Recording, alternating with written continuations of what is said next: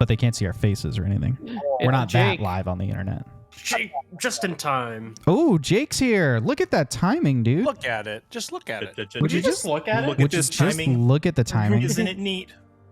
Wouldn't you Look see at this his arrival's photo! complete? Look at this graph. He's the streamer. Okay. That's literally my Everything. major. Sum up in one sentence. Look at this time. I need to go to the bathroom, but I'll be back real quick, like. Is your candle lit? No, because I haven't bought a new candle yet, and I'm You not. do that taking after you go to time the bathroom, Trevor. That's Oh, true. Right. Oh, That's I true. should get I'll my be back. candle. Ooh. I have a candle. Are you all capable of lighting your candle though? Because that's what really matters. Hey, I have a lighter in my kitchen. my lighter's very flexible. Okay, It can go It around can- corners. you can go around corners, reach in those nooks and crannies, and light any Hey, I candle. think I saw Snoop Dogg advertising one of those. Curve it like the jewel. Oh, I'll be right back. I love the way that you pronounced his name, like the emphasis on dog. So it's like Snoop Dogg. Like, Snoop Dogg? yeah, it just feels like so legit. Like, yeah, I saw Snoop Dogg. Like, which kind of Snoop was it? The dog kind. I mean, quite honestly, it's so legitimate, I might not stop. Wow. That's insane. Why does Snoop Dogg carry an umbrella? I don't know why. Oh, drizzle. And because I'm a little Oh my God. I wear a hoodie. I crack me up. Make sure everyone's recording in Audacity. I am Let me do almost that. certain Jake Oh, isn't. what was that? I don't know. What? We can't see it on the stream yet, so you probably shouldn't do the reveal there yet, buddy. All right, I I mean, started you know me, recording. I can't keep secrets. That's true. I can't keep secrets. I'm not equipped for the secret keeping job. That is It's not. like- It's not for me. Especially if it's like cool stuff that I want to share. I am terrible about keeping those kinds of secrets. I mean, that's fair. I want a like an R2D2 type assistant, but I want its name to be Terabot. Like terabyte. That's not a Star Wars call sign though. No, it's just what you just said. You're like, I'm Terabot at keeping secrets, so now I want an assistant named Terabot. I am wearing a hoodie that I don't think was ever actually. Was this one ever sold? I have no idea. I haven't looked. We haven't sold enough merch to actually get a payout yet. Well, So I meant probably like, not. was this one of the ones that actually got Oh, on the you know what? lineup? That one might Yeah, be that one one of the, may have like, been canceled because the of rejects. Yep. We rejected a merch company before we went with a merch supplier because they sent us proofs and they were garbage. And I was like, yeah, this isn't going to cut it. Yeah, it was not good. I do not like. Oh, So I got my heating pad working. Oh, Yo. candle. I'm the one with. Ah, that was. Wow, you okay? You drowning? I'm the one with Come the up candle. for air. I'm the one with the candle, Wazowski. I don't like Always any candle. It's a long time. No, sorry. There we go. It's so good to see you guys. It Yeah. feels like it's been longer than it has, I think. I know, right? Feels like it's been longer than a week. Well, I can't see you. Well, I wonder why. Hmm. uh, Wow, wow, wow. the world be Everyone get crazy, those though. voices warmed up for our a cappella song. Oh yeah. We wish you a Merry Christmas. We wish you a Merry Christmas. We Wish wish you a Merry Christmas and a Happy Happy New Year. pop, popsicle, ice, icicle, testing, are we 1, 2, 3. doing? Why, that was funny. I like that. That was pretty good, Josh. Thank you. It's one of my favorite ways to check microphones. I have 3 standbys. That's one of them. Another one is check, cash, credit, money order, check, cash. And then the last one is 1-1 was a racehorse. 2-2 was 1-2. 1-1, 1-1 race. 2-2, 1-1-2. And you just do that over and over again. 1-1 was a racehorse. 2-2 was 1-2. 1-1, 1-1 race. 2-2, 1-1-2. And that's, See, that's those are a the tongue 3. twister.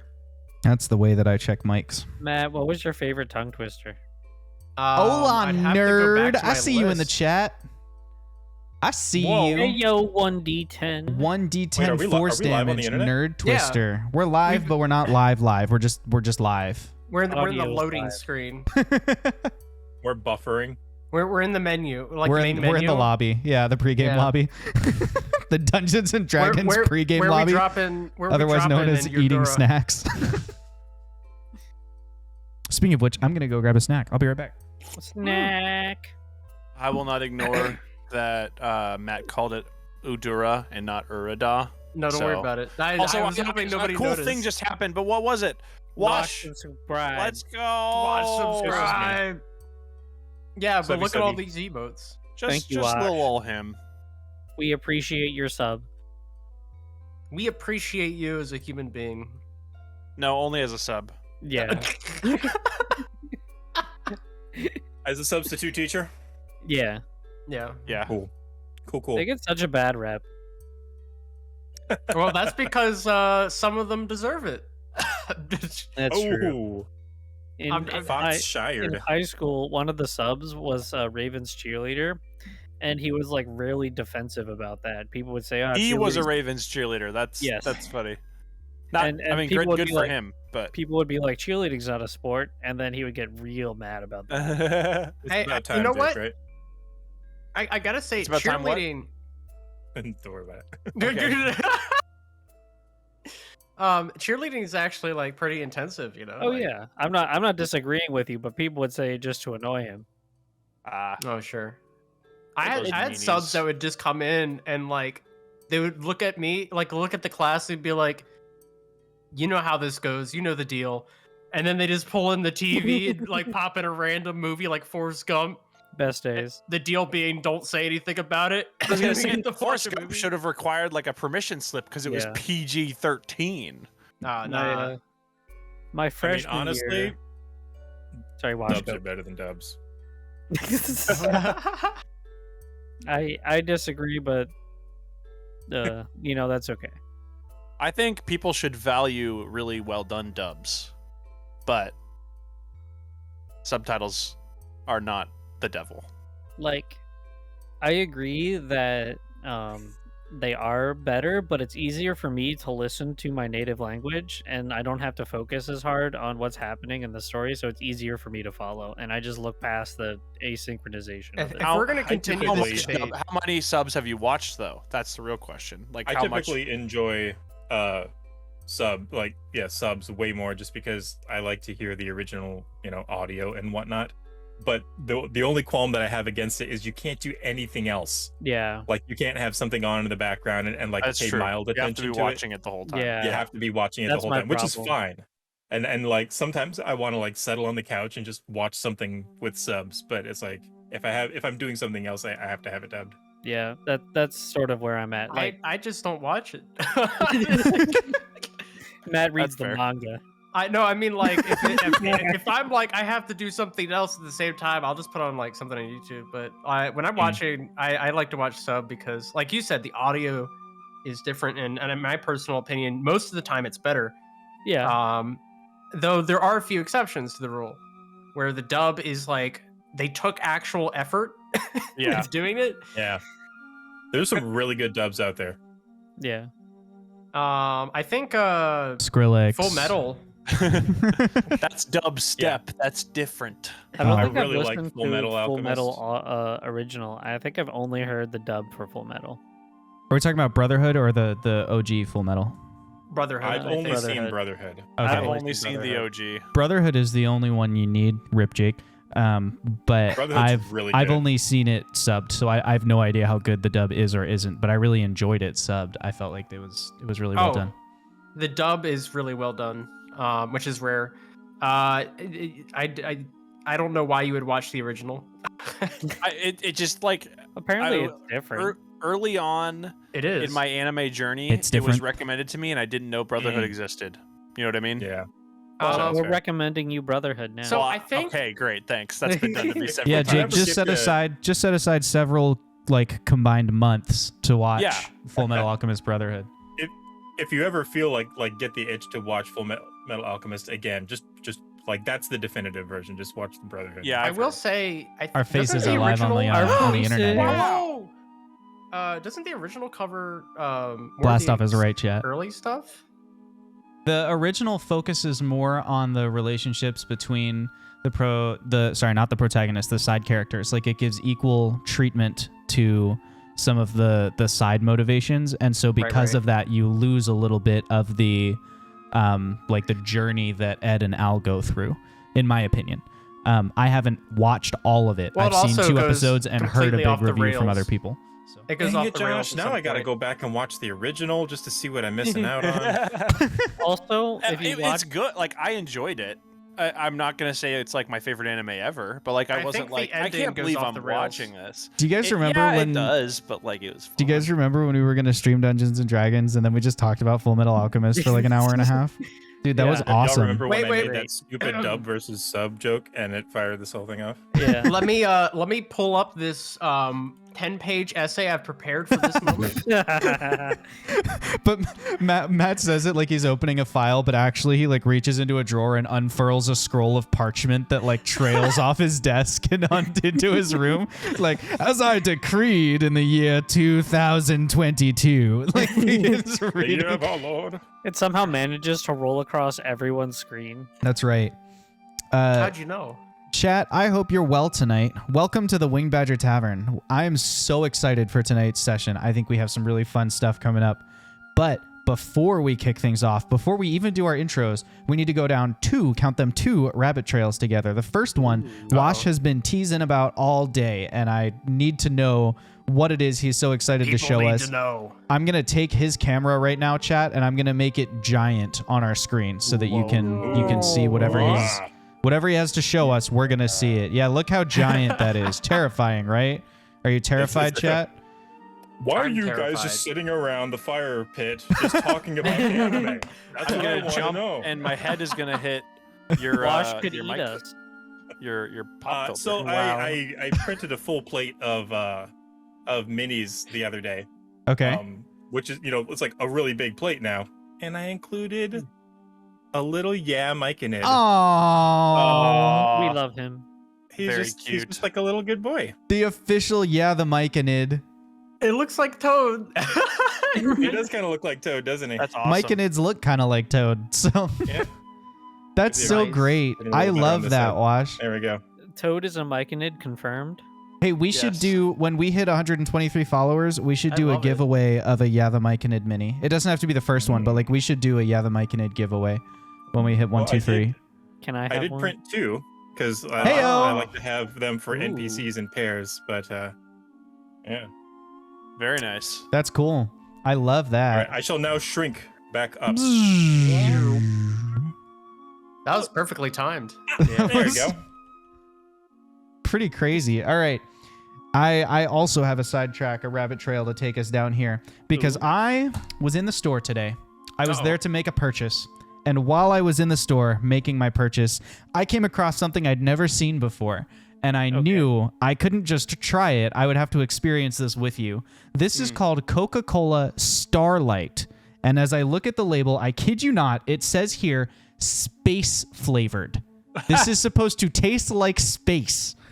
And the space First tastes Coke I like. what the tonight. space I tastes wish I like. may. Wait, I wish it's I gonna might. taste like even crazier Coke I space drink tonight. dust. And I just figured I had to experience this with you all. So 1d10 let's says notice it tastes like vanilla Coke, like a very vanilla Coke. like He says it's pretty good. marshmallows. Dang, I'm excited to try it. It's got kind of this like reddish glow, like so I kind of was expecting something cherry, but let's look at what's in it. Let's see if we can get any ingredient clues here. Carbonated water, high fructose corn syrup, natural flavors, fruit and On brand. vegetable juice for color. This is healthy. It's got fruits and vegetables just to change the color of it. Phosphoric Nice. acid, caramel color. So it's caramelized onions is my canonical understanding yeah. of what the ingredients are so Are far. onions. For color, they used caramelized onions, and caffeine. So that's what we're working with here. It's It's just been in the other, fridge. other flavors. It's been in the It's fridge all stuff day. dreams are made of. Here, I just opened it up. Let's Pop, fizz, let's fizz. see what this. Oh, here we go. Here, Oh. I'll put it in All a right. an official Wing Badger Tavern glass here. Right up the Oh, nose. So that when people play D&D at the Wing Badger Tavern, like at my house, we break out these glasses I for got them. very confused. We're Because, breaking out like, the fancy the It's glass- glass. actually poison. Well, the It's glass actually looks poison. like upside down, right? Because that's not. I'm Cave Johnson. We The took glasses moon are rocks, meant ground them up into to. dust, They're meant to and sit put in them an angle like Coca-Cola. this. They're really cool. They're called dragon glasses. That's cool. Anyway. It's because the sides of them are dragging on the table when you drink out of them. Anyway, It's good. I can't place it though. it's space. Yeah, it is space. You've never been to space, so Yeah, therefore you can that's split fair. it. Yeah, it tastes like space dust. Can't compare. It's So like you- I do get a hint of cherry out of it though. Does it taste like absolute vacuum? Does it Yeah, I can taste actually like your- feel my insides being cleared out as it Wow. consumes all. That's Yeah. other stuff. That's like for medical purposes. Is that, Yeah, are this you is like a okay? medical space juice. Space Medical juice. That's my space juice. medical space juice. juice. Sounds like the street name of like a really lame drug. Oh. Got to get that MSJ, medical space man. juice at the party, man. MSJ. Writing down new name for healing potions. Medical space- MSJ. Medical space juice. Werewolf says it's Bro, poison. you got some of I that think MSJ, werewolves man. is Got some of that right. medical, some of that space juice, man. Werewolves, I think you're right. It probably is actually Space poison. juice, man. We But set if this it's up. poison, it's We poison put with it in like the a- store. Space juice, man. So one of the things about dragon glasses, since they're meant for alcohol, which I don't drink, is they're designed to funnel the smell or whatever towards I you, was so about you to can say. you can stick out your pinky and be pretentious and say stuff like wooden. But let's just see what space dust smells like, shall we? It smells like roasted marshmallows. I kid you not. It smells can just smell like it. roasted marshmallows. So I can get the marshmallow and the smell. I just don't taste it. Interesting. Yeah, it looks like a whiskey gotta glass. breathe in and your that would nose make a as really you're good drinking whiskey it. glass. It's spaciously delicious, chat says. It's definitely reddish. I agree, chat. There's like it almost looks like there's wine in this glass. This is the closest to drinking wine I've been in my entire life. not even communion. Never had grape juice? I've had grape juice at a communion, but this looks more like wine than that does. Dang. Well, I'd say chemically grape juice is probably closer. Chemically, Yeah. grape juice might be closer. You're right, but you can't taste it through the monitor. So all you know is what it looks like. If you let grape juice sit out for a long time, that's wine, right? Like you just let it sit. Yeah, that's how they do For it. They just years. take grape juice and they sit just it out. On the Yeah. Yeah. This- cool. It's the just a same bunch of people- juicy juice sitting in the Budget back at Walmart wine. for like the same 5 people years. who were on No, that not like budget wine, just normal wine. the That's same wine. people who were on that crusade against McDonald's and like left a Big Mac out for like 6 years or whatever. They discovered red wine by accident by leaving That's crazy. some grapes out at the same time. Yeah, they had their grape Y'all are juice hurting box me. from McDonald's should for we Happy D&D Meal. now? You all They are left it hurting out. me on a level. I'm just trying to finish my MSJ okay. here, and then we'll play some D&D. Sounds good. I Your say this MSG. as a fellow a beverage of my peer enjoyer, but it's fun Okay, to make fun of it. It's funny. that's what people PM said about tested, me player all through approved. high school. He's fun to Oh. make fun of. No, they said it's fun to make fun of it, referring to me. No, yeah. Okay, whatever. No, yeah. I was Yeah, no. simplifying the grammar structure. Confirmed. Here, Josh isn't it. Confirmed. You heard it here He's the first, folks. thing So we from know that John Matt's an Carpenter's The alien. Thing. We know Matt's an alien. Whoa, no. We know That's I'm false. an That's fake news. it. Anyway, shall we play some Dungeons Yeah. and Dargons? Should Should we we do get that? to the whole reason why we're here? Shall I we mean, play it a sounds game? like fun to me. I'm willing to play some D&D if you're all Oh. willing to play some D&D. If You know that's what? what it Wondered has why to we're be. here. I don't know. I'm not really feeling it. Too bad. Previously at the Wing Badger Tavern. Taking their leave of the Hammer of Ambercliff, our heroes bravely ventured into the lair of a beast so dangerous that no scouts had ever returned to tell of it. It turned out that Kaivan was a massive serpent who traded in secrets. Fox was able to appease the great beast with knowledge nobody else in the world had. Sothkug's visions of the trapped avatars. And so, after a tense opening conversation, Kaivan granted the group passage through his realm and a secret in return, though when Fox insulted the secret's value, Kaivan shared more than perhaps intended. Their minds reeling from all the new clues, the adventurers crossed to the other side of Kaivan's hunt and made camp. They've now made up the time that they would have lost going through Kaivan's hunt originally because he made a highway through his territory and led them down it. And they're about 1 day's journey from Tumbleweb, if they can get back to the main road. But enough recap. It's time for a new story to be told at the Wing Badger Tavern. We'll see you in a minute. Sinir, Gonteus, Kotix, Owara. Long ago, the four ancients created a world in harmony. Then, everything changed when the chat emped magic. Only Kelnor, master of good vibes, could stop them, but when the world needed him most, he vanished. 2 years have passed, and four adventurers have discovered a conspiracy, a company selling magic. And although their roleplay is great, they have a lot of XP to earn before they're ready to save anyone. But I believe they can save the world.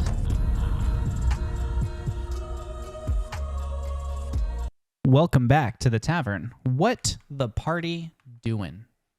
Introductions. What the party? That's a fair point. Let's start with some introductions. We'll go right down the list. We'll start at Matt, Wash, Jake, then Trevor. Hello, I'm Fox, played by the human, not alien, Matt. I am a changeling rogue.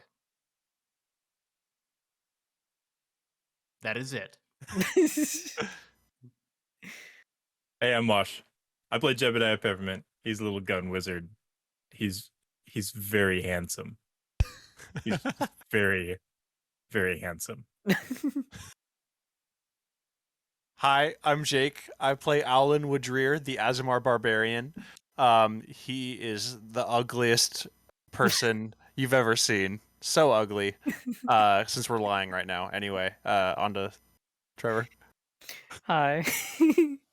I'm Trevor. I play Zothkug, the orc cleric. He is very average looking for an orc, not super attractive, but not ugly. And he is a pacifist, which will hopefully be disclosed at some point in the future as we roleplay more. So wait, was that a lie?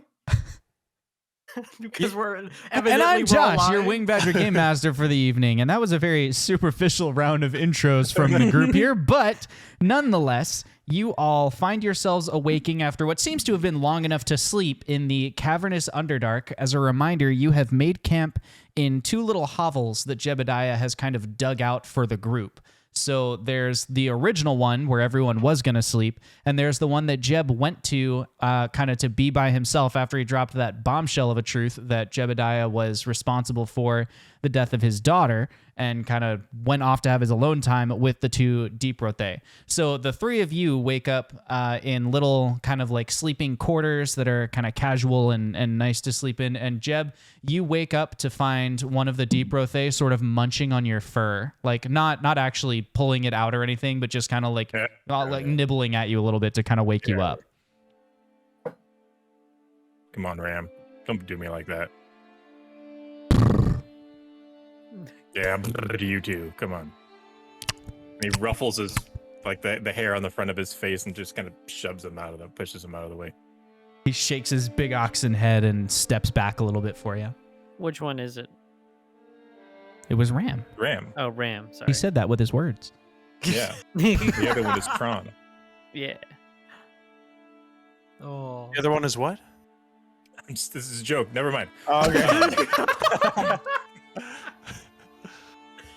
Nice. This is great. Streamlabs to a great start. Streamlabs has once again sent the Josh view, Jake view map. I'm on it already. Message. That's just funny. Alan is gonna get up and kind of peek out from our hovel and see whether Jebadiah has emerged from his yet. What you see is Fox kind of slumped against the front door where he was sleeping overnight to make himself accessible to Jeb. Oh, Fox is in my way.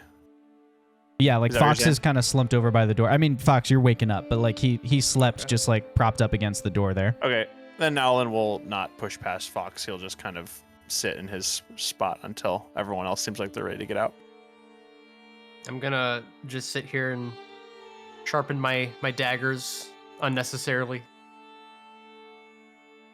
Make myself busy. A very pleasant shing, shing noise filters in, Jebadiah, to you.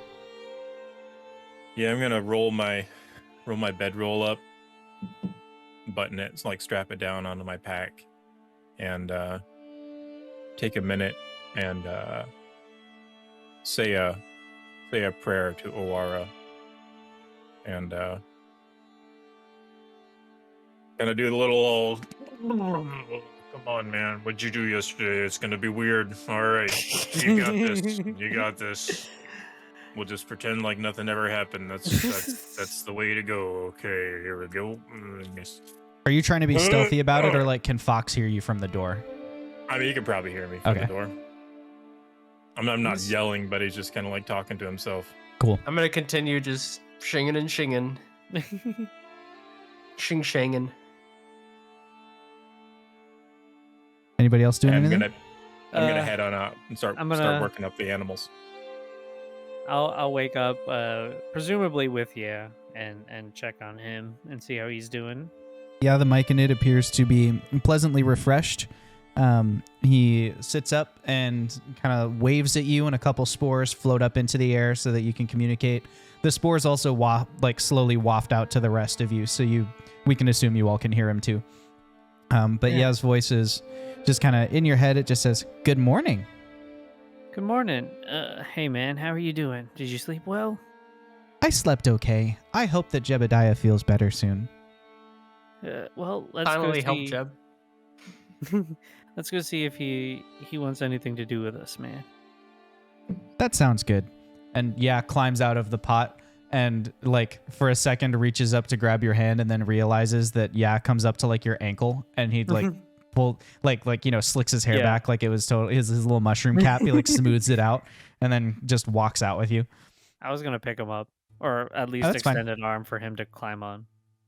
Okay, then he climbs up and now he's like perched on your shoulder like Jack Sparrow on that one boat at the very beginning of Pirates of the Caribbean where he's got like one arm out to stabilize himself. Yeah. Nice. Good morning, everybody. Alan will follow after him, like casually. Follow after them. Okay. I'll help setting up the animals and politely ignore Zoth.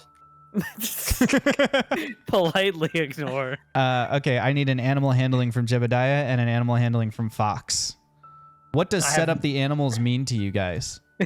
I have no idea. I'm just literally following Jebediah's lead. Well, we don't have the card anymore, so it was just like, checking their harnesses and stuff like that and making sure that just we've like got feeding them and leads that stuff. we're pulling them. Yeah, feeding them and getting them. You don't need to roll to feed an animal. Animals are like food and they come eat the food. So you're fine. Especially these animals. Yeah. If Jebediah checks a strap, I check a strap as well. The other one, because I don't know what I'm doing. Yeah, Fox is like every now and then he looks over to see what Jeb does. He like pulls a strap. Then when Jeb's not doing something or thinking, Fox like puts his hands in his pockets. He's like, well, yep.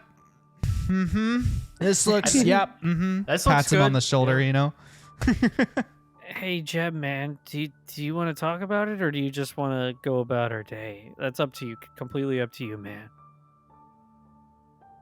I'm gonna go walk over to Zoth and just like I'm gonna like huddle him away from this real quick. Alan like steps off to the side awkwardly, like really like uncomfortable with the words that are being exchanged. Obviously, Zoth, you don't just confront it the next day like that.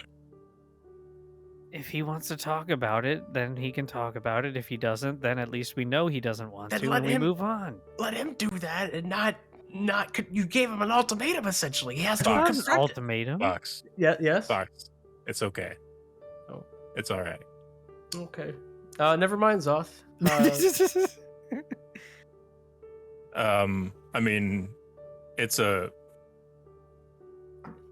thought Kyvan was like not honoring his side of the agreement and was like sending dudes after us and stuff, and I don't know, I was just acting a little less reserved than I normally am, and I don't really want to talk about it too much, but it is true. All right, man. And we won't have to talk about it. Yeah, I don't know. It's it's nothing that I'm proud of for obvious reasons, and I mean it's kind of maybe a little a little no, not fortuitous, but you know, I'm from around Tumbleweb. At least in, you know, the outer area. And there's probably going to be some people that don't like me. And Hey, Jeb. I'm sure I'm speaking for the others too. We got your back, man. We like you, man. We robbed a bank together. We're in this. We're in this. I have no idea what you're talking about, Zoth. Alan kind of has his head down and is kind of kicking rocks kind of absentmindedly, and he just kind of goes like, yeah, we're in this together, but like doesn't really put his head up.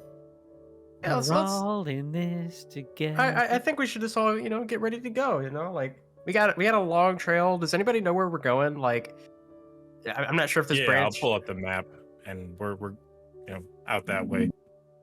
Should get us to where we need to go. Roll survival with advantage just to make sure you can orient yourself on the map that you have. But because you have a map and you're near Tumbleweb, you can roll with advantage. That's 19. Oh, yeah. You know exactly where you are. You've never, like, specifically been to this spot before, but you're like, oh, yeah, this has got to be that one spot that one little cave leads to, you know, if you just go off to the side. We're also in the Underdark, and I haven't been down this deep before, but, you know, it feels like, you know, we're getting pretty... I've been to a couple places around here, but up, about a mile up or so. True. Yeah. So as we walk off, I would like to sidle up next to Owlin. Maybe I'll like sit on top of the necks of one of the deep rote so that I'm like shoulder height next to Owlin.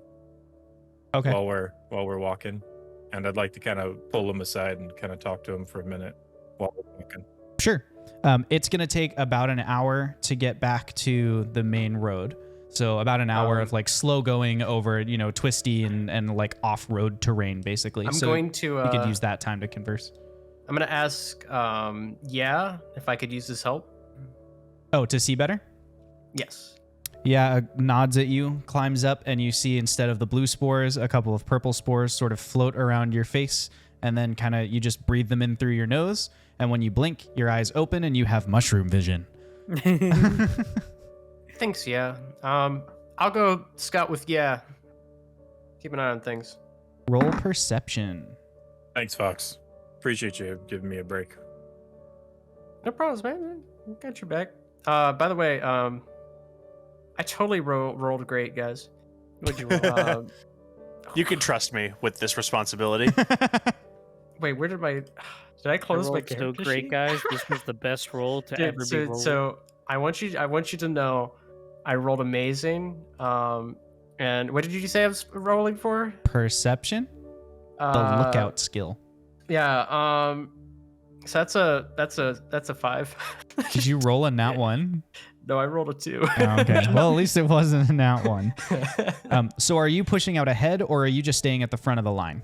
I was gonna push out ahead a bit. Cool. That How was my far ahead do intention. you go? Probably like just a couple minutes ahead. Cool. So he pushes on ahead to kind of scout out for everything. Zoth, are you doing anything before we get into Jeb and Alan's conversation? I'll be helping lead the animals. Okay. So you can just barely see like the back of Fox's jacket, you know, as he's up ahead of you. And that's kind of how he's keeping pace with you guys. Okay. Jeb and Alan, go ahead. Hey, you all right, Alan? You seemed a little distant back there. I'm sorry if I made things feel awkward for you or anything. No, it's not your fault. The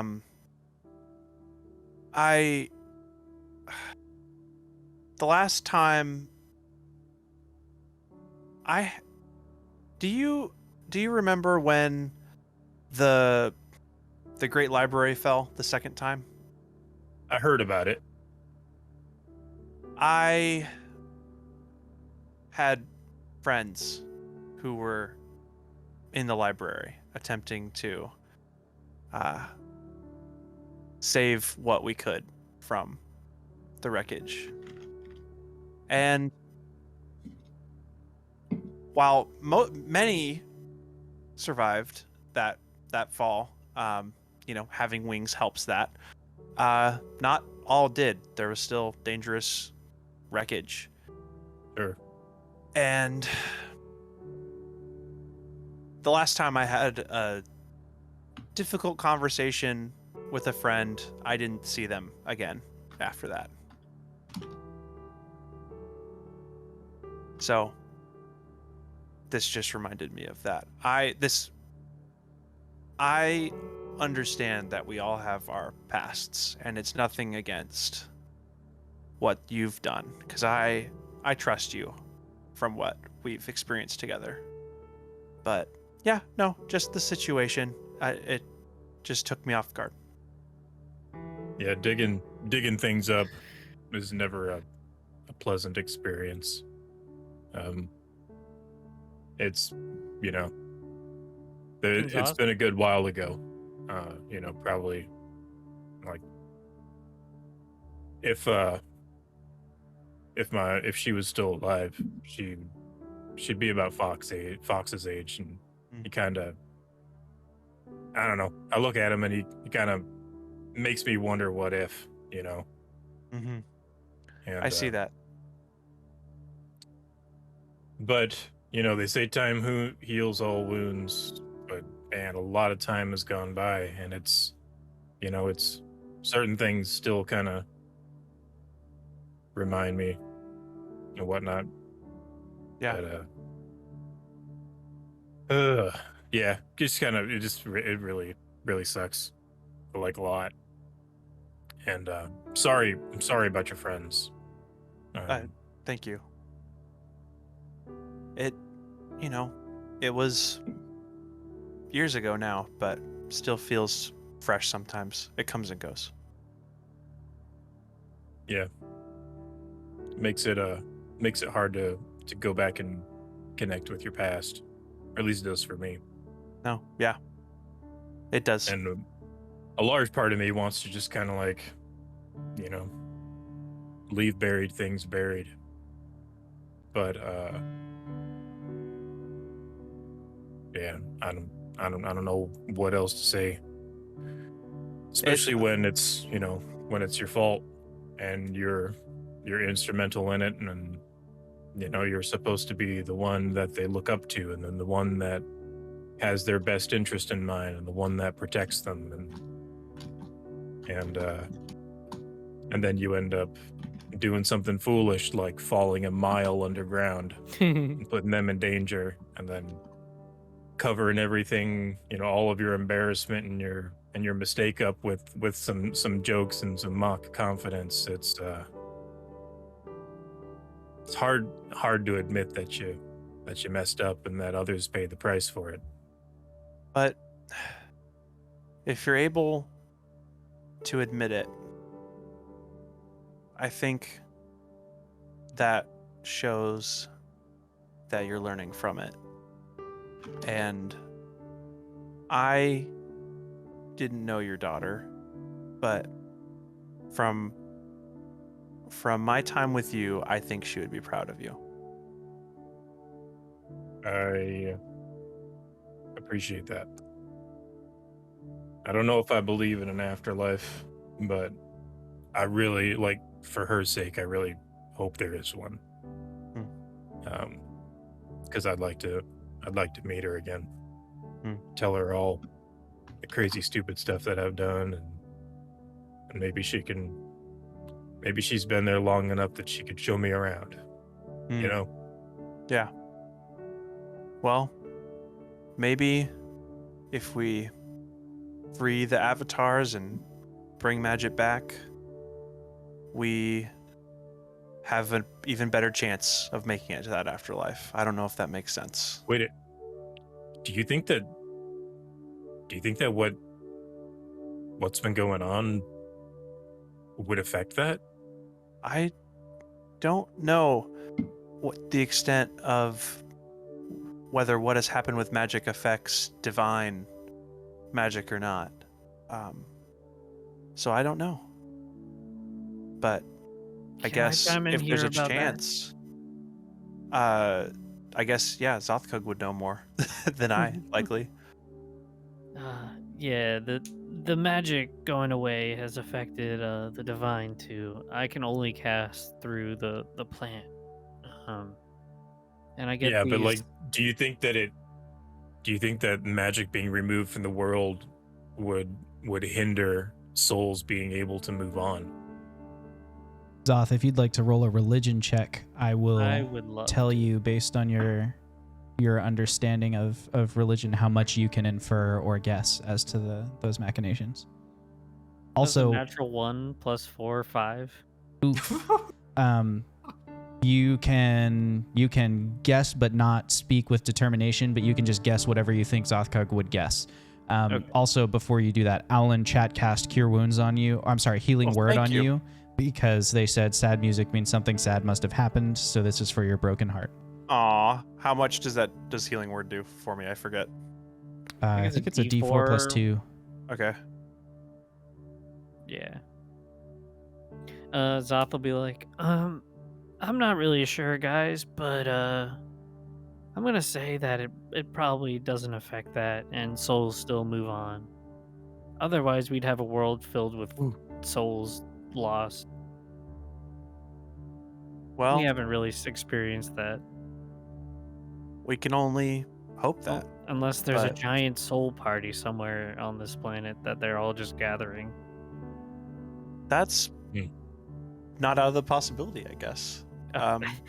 Based As on you're- what we've seen, nothing is out of the possibility. As you're having this conversation, Zoth, who is the closest to the front of the group, you look forwards and you see another one of his, Fox quick turns around to check that he's keeping pace with you. And as he turns around to look at you, in the blink of an eye, you see what he does not, which is a square section of the rock wall peels off the wall and folds down towards him with claws coming from each corner. It envelops him completely, so your mushroom vision goes dark, Fox, as something that feels about the consistency and texture of like a Persian rug falls over your head and envelops you. And it immediately attempts to grapple you. So I need you to roll athletics or acrobatics. I think is this what I think it is? Can I roll to tame it? This is not what you think it is. Okay. I guess we'll do an 8 for acrobatics because I'm rolling terribly today. Nope, you fail your check, and so as Zothkug, as you watch with just not enough time to even shout a warning, this thing descends upon him, wraps itself tight around his head, and begins smothering him so he can't, like it's choking around his neck so he can't breathe, and then the curls of fabric are like flopping over him and like kind of smothering him. As it smothers you, you take... Yes. Hang on. How much you take rolling? 8 points of damage, 8 points of bludgeoning damage as it restrains you. You are deprived of air as it smothers you. If you remain deprived of air for 3 rounds of combat, you need to start rolling con saves to stay conscious. At this point, you all have 60 seconds to talk tactics. I'm assuming Zothkug tells the group. Can I see any part of Fox, like his legs poking out, or? Yeah, so it's only grappling at his neck, and then the folds of fabric fall maybe just a little bit down his torso, but you can see the rest of him. All right, guys. I can make him big and bust him out of there, or I can make him small and maybe we can pull him out. I can cast a spell to calm it down. I do not know whether any of those would be best. I trust your judgments. I just know that I cannot simply slice it with a sword. That would not be good. Would this count as a creature, DM? This is a monstrosity, is its type of being. So, yes. Okay. 10 seconds before combat begins. Well, I'll try my thing first, and if it doesn't work, then Wash, you can go. I believe that's a great idea. All right, Zothka, what you doing? I'm casting command on it. Okay. I'm grabbing a leaf and then casting command. And it rolls, what is that? Wisdom. It rolled a 14. Save is a 15. Okay, so it does not pass its save. So you can give it, I believe, a simple command, right? My command will be drop, or no, let go. Okay, you say let go, and the fox, you are no longer deprived of air. The thing is still wrapped around your face, but it's not like tight around your neck anymore. It's not smothering you. It's just now draped over your head. The weight of it being there is still like resting upon you. Are you taking any move actions off? I will move towards Fox. Okay. You can clear the whole distance this round. Jebadiah Peppermint, what are you doing? I am going to cast Reduce on Fox. Okay. Does he? Now that he is loose, if he can choose to resist it if he wants to. It's a Constitution save if he wants to, but if he's an ally, he doesn't have to resist it. I'm gonna say, Fox, I'm gonna make you small. Get out. What? I'm gonna fire it. Oof. It says it's a 30-foot range, so if I have to move close, that's fine. Yeah. Up. You move in range of him. He was about 30 feet ahead of the cart, so as soon as you get even with the Rothe, you're fine. We don't have the cart anymore. He was. Just I meant the Rothe. That's what I should have said. Yeah. So pop a spell slot or shell in there, crank it up, boom, shoot it at him, and Fox turns as big as Jeb. He turns small. Nice. Fox, you are as big as Jeb. The fabric is now much like Jeb's jacket.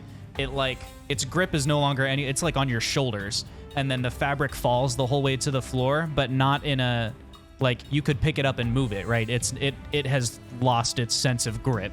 So you could pick it up and take it off if you wanted to. Alan, you can go next if you have anything you want to do, or Fox can. Fox, you go next. All right, I will take off the Persian rug off of me. Okay, roll strength. Oh yes, finally, good roll. What is my non-nat 20? Okay, you are strong enough to lift it, but it does take like your arms are shaking with the effort. This is a large creature, so it was a size category larger than you when you were full size. So you kind of struggle out from underneath the folds of fabric, and its hands, it seems like its little claws that are coming out of the corners are trying to scrabble towards you, but something is some force is holding them back. They keep trying to grab you but can't. You struggle free. Do you take a move action? What are you doing? I'll move back to the party. Okay, you move back to the party. That's all done. And then Alan, it's your turn. Alan is gonna try to pin it against the ground with his greatsword. Zoth is gonna yell, use a reaction to try and stop you. No, Yez in there. I'm gonna give you two options here, Alan. You can either roll at disadvantage to try and impale it, and then I will give it crit damage if you hit it, or you can roll normally, but then the impaling is going to be a percentile die, and I'm going to roll it at 30%. So under the second 30%. One probably. Okay. Wait. Well, Zothkug is no. Yes. Still in there. Yep. Can I just say that I'm trying to be careful? You can say that, but you're going to have to say it while you're on the move and doing your action. All right, I'm trying to. I'll get him out. Is what he says. That he tries to stab it. All right, man. Okay. Nat 20. Nat 20. With a nat 20, go ahead and roll to confirm. But with the nat 20 either way. Confirm. Okay, so you did confirm the nat 20. So what happens is, not only do you successfully impale it, as you run towards it, you're able to pick out the little moving bump that is, nice. Flailing around in there. And so you just stab it on the other side. Duh. Every barbarian knows that. Every scientific barbarian knows that's how it works. You stab it on the other side. You spin your greatsword around. You impale it straight down into the rock. You stab down so hard that the rock itself cracks. Rather than rolling double damage, roll a d20 and then double your result. and Oh, that'll be crap. the damage you get as you slam into the rock. Rolls nat 1. 32. 32 damage. So you deal 32 damage as you stab straight through this thing. It Holy crap. it shrieks the first time you've heard it make any noise, and it doesn't sound like it's coming from a mouth. It's like when someone's restrained, like it's like that.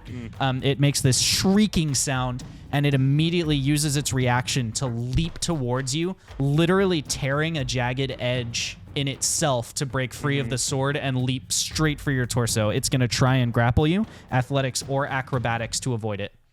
Okay, let me find that. And I'm rolling it with disadvantage because you just impaled it into the ground, just so we're clear. 19. Okay, it is not able to grapple you. As it leaps towards you, I mean, it's got a big hole in it, so you just kind of like swat it aside, and like you have the distance to disengage, or you can re-engage if you want, like for the next turn, like step close, and you won't provoke an opportunity attack. Either way. Okay. Does that mean 60 more seconds to talk tactics now? Once you tell me whether you're taking a move action to leave. I just need to know if you're staying where you are. I'm gonna step forward and try to finish it off. Sounds good. You stay where you are. You all have 60 seconds to talk tactics. Yep. Zoth is gonna Alan's go just for gonna- Okay, sweet. Alan's gonna just try to hit it with another sword attack and get rid of it, slice it in half. Okay. Anybody else need to talk about things? We can just go right into combat if we all feel good. Good? I feel good. Going once? Shooty bang bang. Going twice? All right, Zothkug, take your turn. I'm gonna. You said it leapt up, so Yaz on the ground. Ya is uncovered, but Ya is close enough to it that if you step over to Ya, you will provoke an opportunity attack. That's a risk I'm willing to take Okay. for Yaz's sake. Are you just going to dive over Ya and shield him, or are you trying to pick him up and leave? Pick him up and leave. Okay, great. Let's roll the opportunity attack to see if it gets ya. It definitely doesn't. So you run towards it, and it leans a little bit in your direction to try and claw at you, but Owlin, who totally has its number from that nat 20, just kicks it aside with his foot. He's keeping it, at a safe distance for himself, but he still uses one of those big Dig Site 6 boots to just bap it to the side. No, you don't. Okay, Jebadiah Peppermint, you want to take your turn? Or whoever wants to go next. Sure, I'll go. Okay. I'm going to cast Frostbite on the creature. It needs to make a con save. Okay. What's the save to beat? 13. It rolled a 16. Okay. So does it take Then half damage or It anything? resists the frost that I'm trying to coat it in. Okay. Does it take any damage? It's a cantrip, no. Okay, cool. So, yeah, you attack it, but it doesn't take any damage. And that brings us to Alan or Fox, whoever wants it next. Fox, what are you up to? Oh, stab it! Okay. You're stabbing it, or you want Alan to stab it? I'm stabbing it. He's stabbing it. Go ahead and roll Yeah. to stab. It is engaged in combat with Alan, which makes this a sneak attack. Yeah.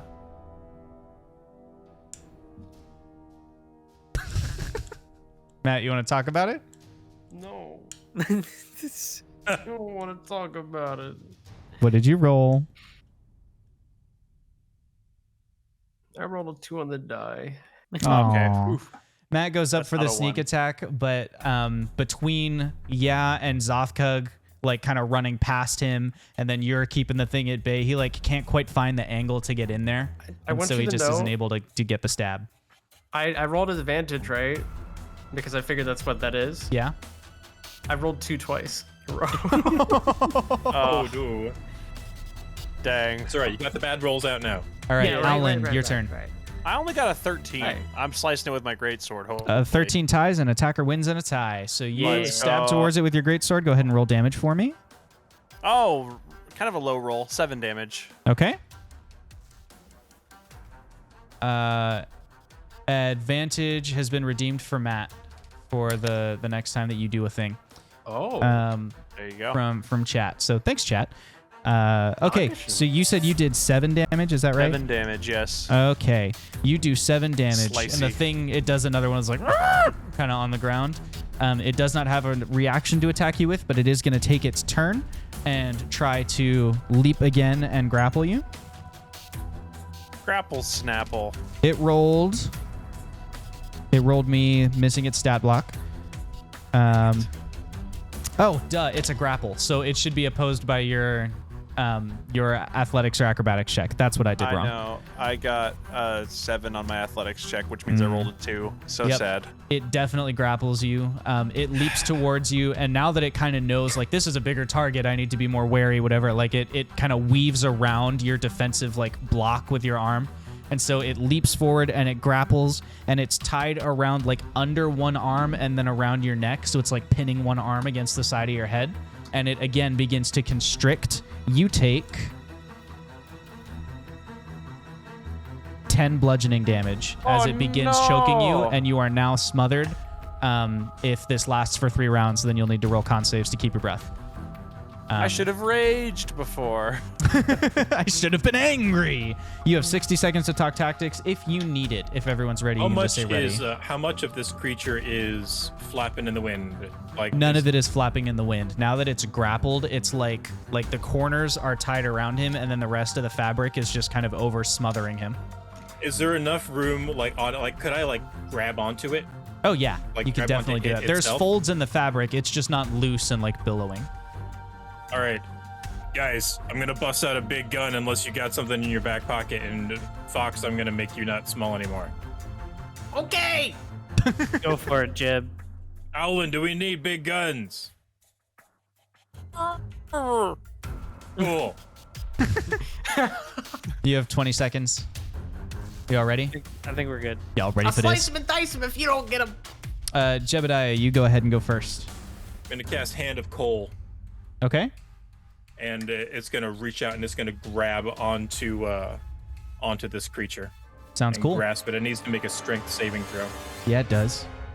I'm going to give it disadvantage because it's grappling. Okay, it's got to beat a 13. They rolled a 15. Oh, with disadvantage? Yeah. The first roll was a 20. Ooh. What? Okay. Well, the hand is still there. Okay. So there's basically a and- giant fire hand Yeah. holding onto it. Well, is the hand made of coal, like embers? No, it's named after Grandpa. Oh, cool. It's made Okay. it's made of stone. Great. So there's a giant stone hand. So now, Owlin, there's this extra weight, like, kind of near you. I'm assuming because you have control over it, it's not, like, weighing down on him or anything. But you can just feel, like... It's like Yeah. erupting out of the ground, and it's just, like, trying to grapple and grab onto the thing.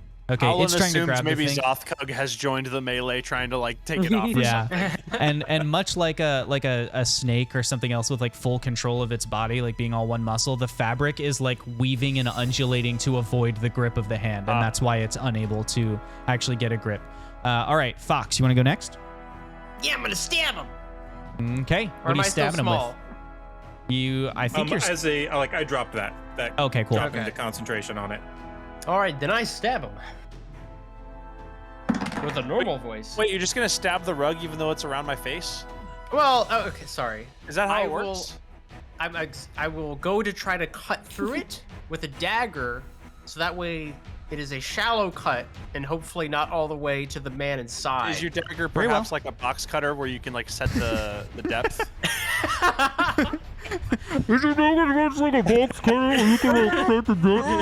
You can roll with advantage. This does count as a sneak attack because it's already engaged in combat.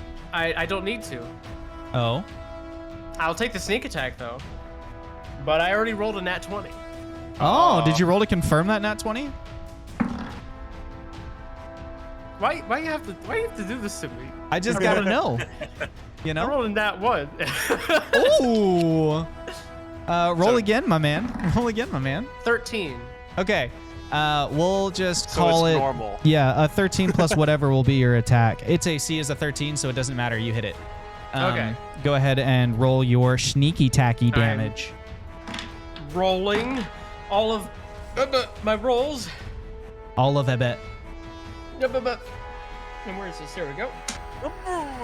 Okay, so that is 12 damage.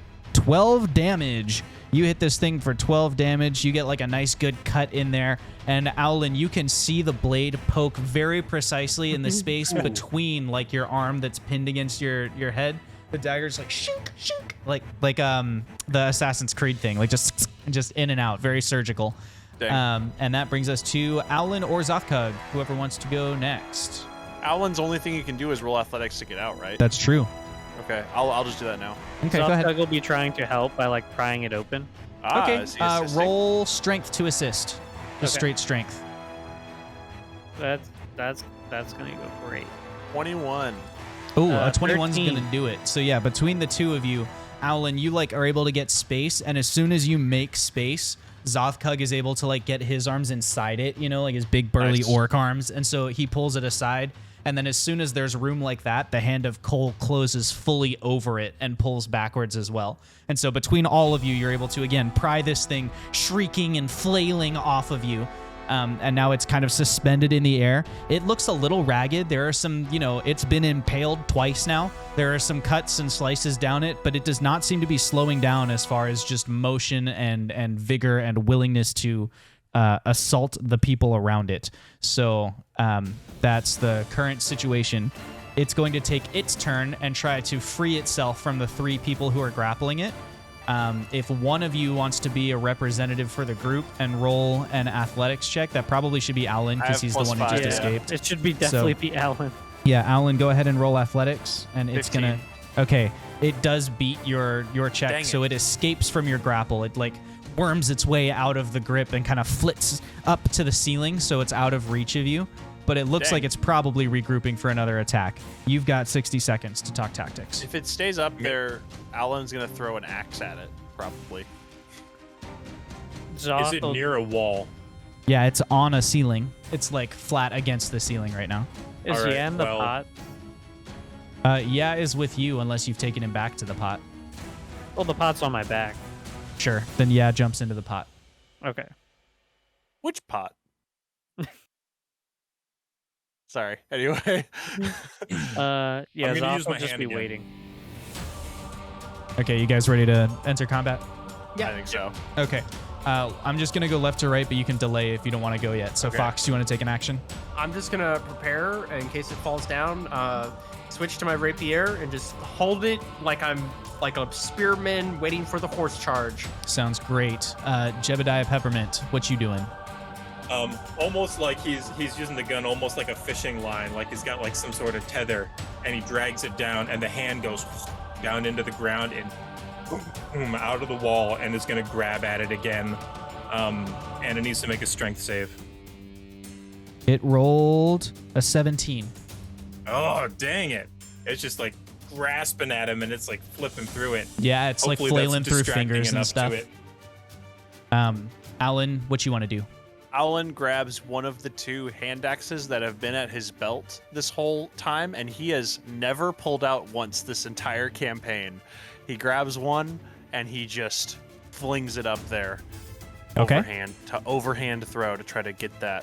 Go ahead and Get roll that to darned hit. rug. Go ahead and roll Nat to hit. 20. Nat 20. Roll again. My man. 11 to confirm. Yep, that confirms. So you hit it with the axe. Go ahead and roll critical damage. That is 15 damage. 15 damage. And now, like it seems like the thing is starting to slow down.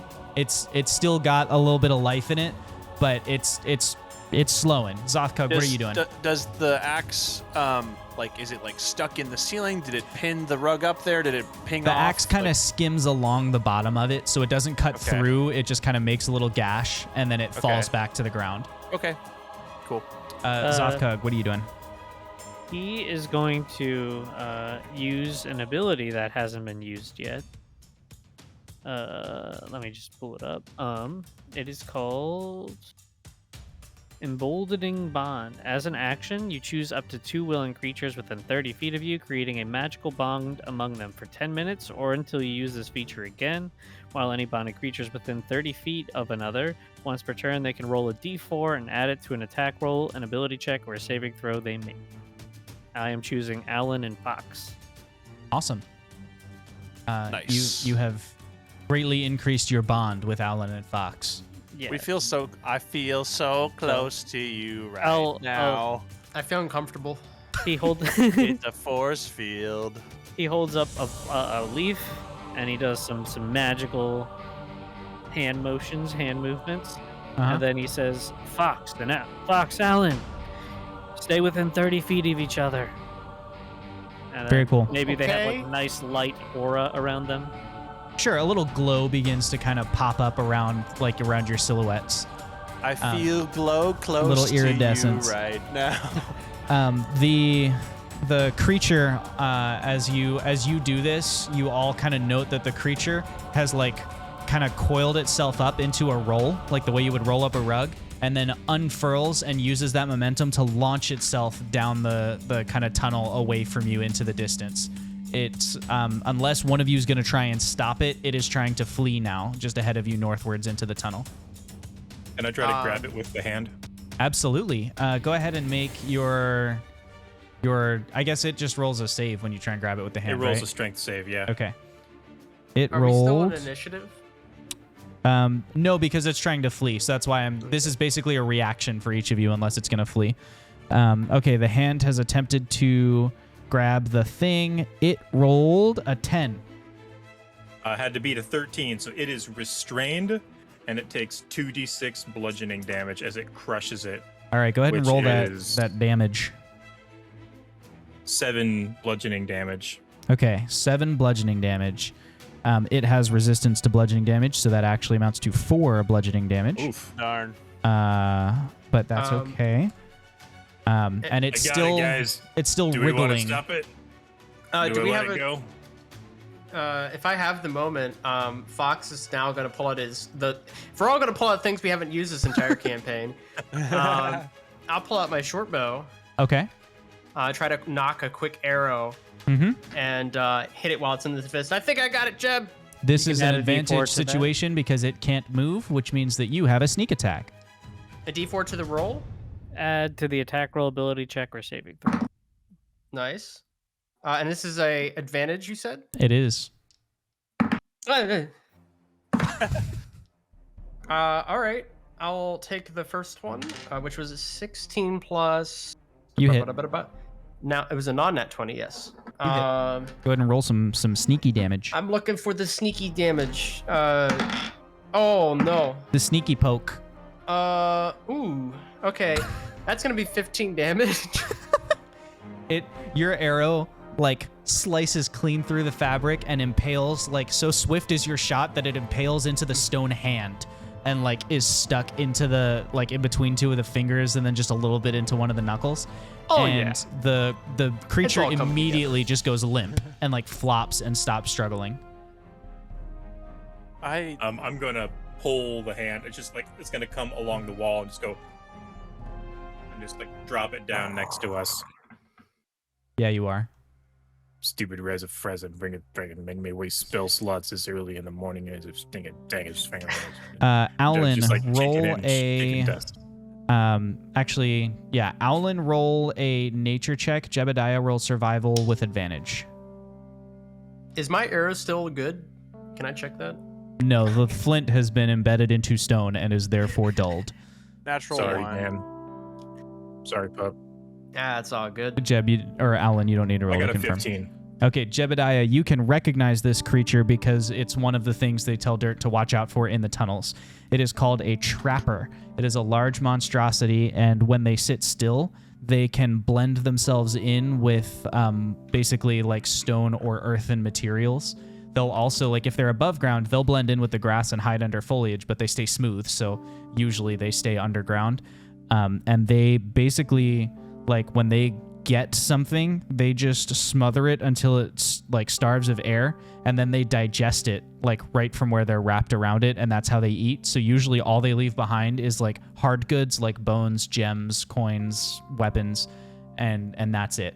There's like no trace left of the thing, but they are usually solitary beings, and so you're pretty confident there's not going to be any more of them nearby. Like they're very territorial. Would I know if they are a nesting creature? They are not nesting creatures, but they are content to stay still as long as food regularly comes to them. If not, they will go in search of the food. They need to eat like once a week. Well, stupid trapper's gonna trap me instead of. Is there a pile of other adventurers' stuff around? Why don't you make an investigation check? Sure. That's what I was gonna say. Like if there's anything, it's going to be, relatively close by, so we could probably scout the area. 18. So just good thinking's off. 18. That's a good check there, buddy. That's a good Yeah. check. You find. Hang on, I'm gonna roll for how many because I don't want to make up a number and then jip you. I have trouble being convinced that like loot decisions are fair, so I let the dice decide them. That's fair. 120 leather boots. You find. Yeah. No, you find 7 gold pieces. You find 1 ruby, like an uncut big ol' ruby. You find several bones, small like dirt folk or gnome-sized bones. And you find 1 stone, like a chip off of a stone tablet with what looks to be an anvil etched on it. Ooh. And the anvil extends across the chip. So if there was more to that sigil, you wouldn't see the rest of it. I'll call the whole group over. Hey guys, come look at this. I found its digestive pile.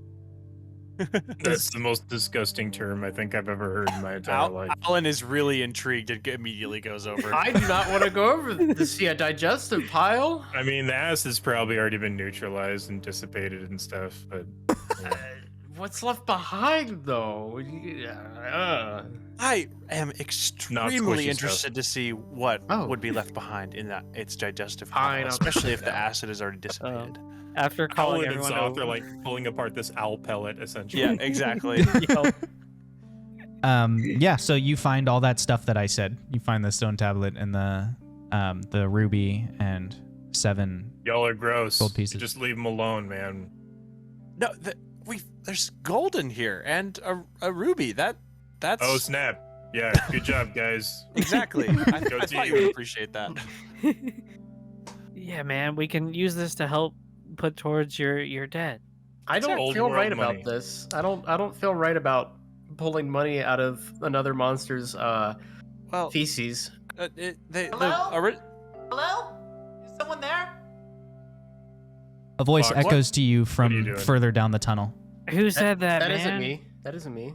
Are you Oh. okay? I thought I heard fighting. Is everyone okay? Who Yeah, else we're is there? good. Alan will. I got this, Alan. I got this. Do I Who? see anything with Identify yourself. Sorry, what did you ask, Wash? I missed what you said. No, let Alan do it. Okay. He's got it. Identify yourself.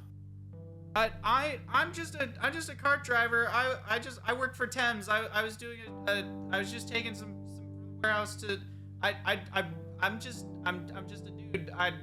It sounded like there was maybe some kind of fighting. I heard some yelling and some Come stuff, towards maybe us. other stuff. Announce safe. your name, your title, and what you are delivering as you come towards us slowly. Do we know his company? You said Thames? Yes, and you don't know the company. Okay. I don't want any trouble. I could just go if that's better. I don't want any trouble or anything. I just It's safe, No man. trouble You can here, friend. continue. No trouble here, friend. And around the corner of the tunnel up ahead of you comes a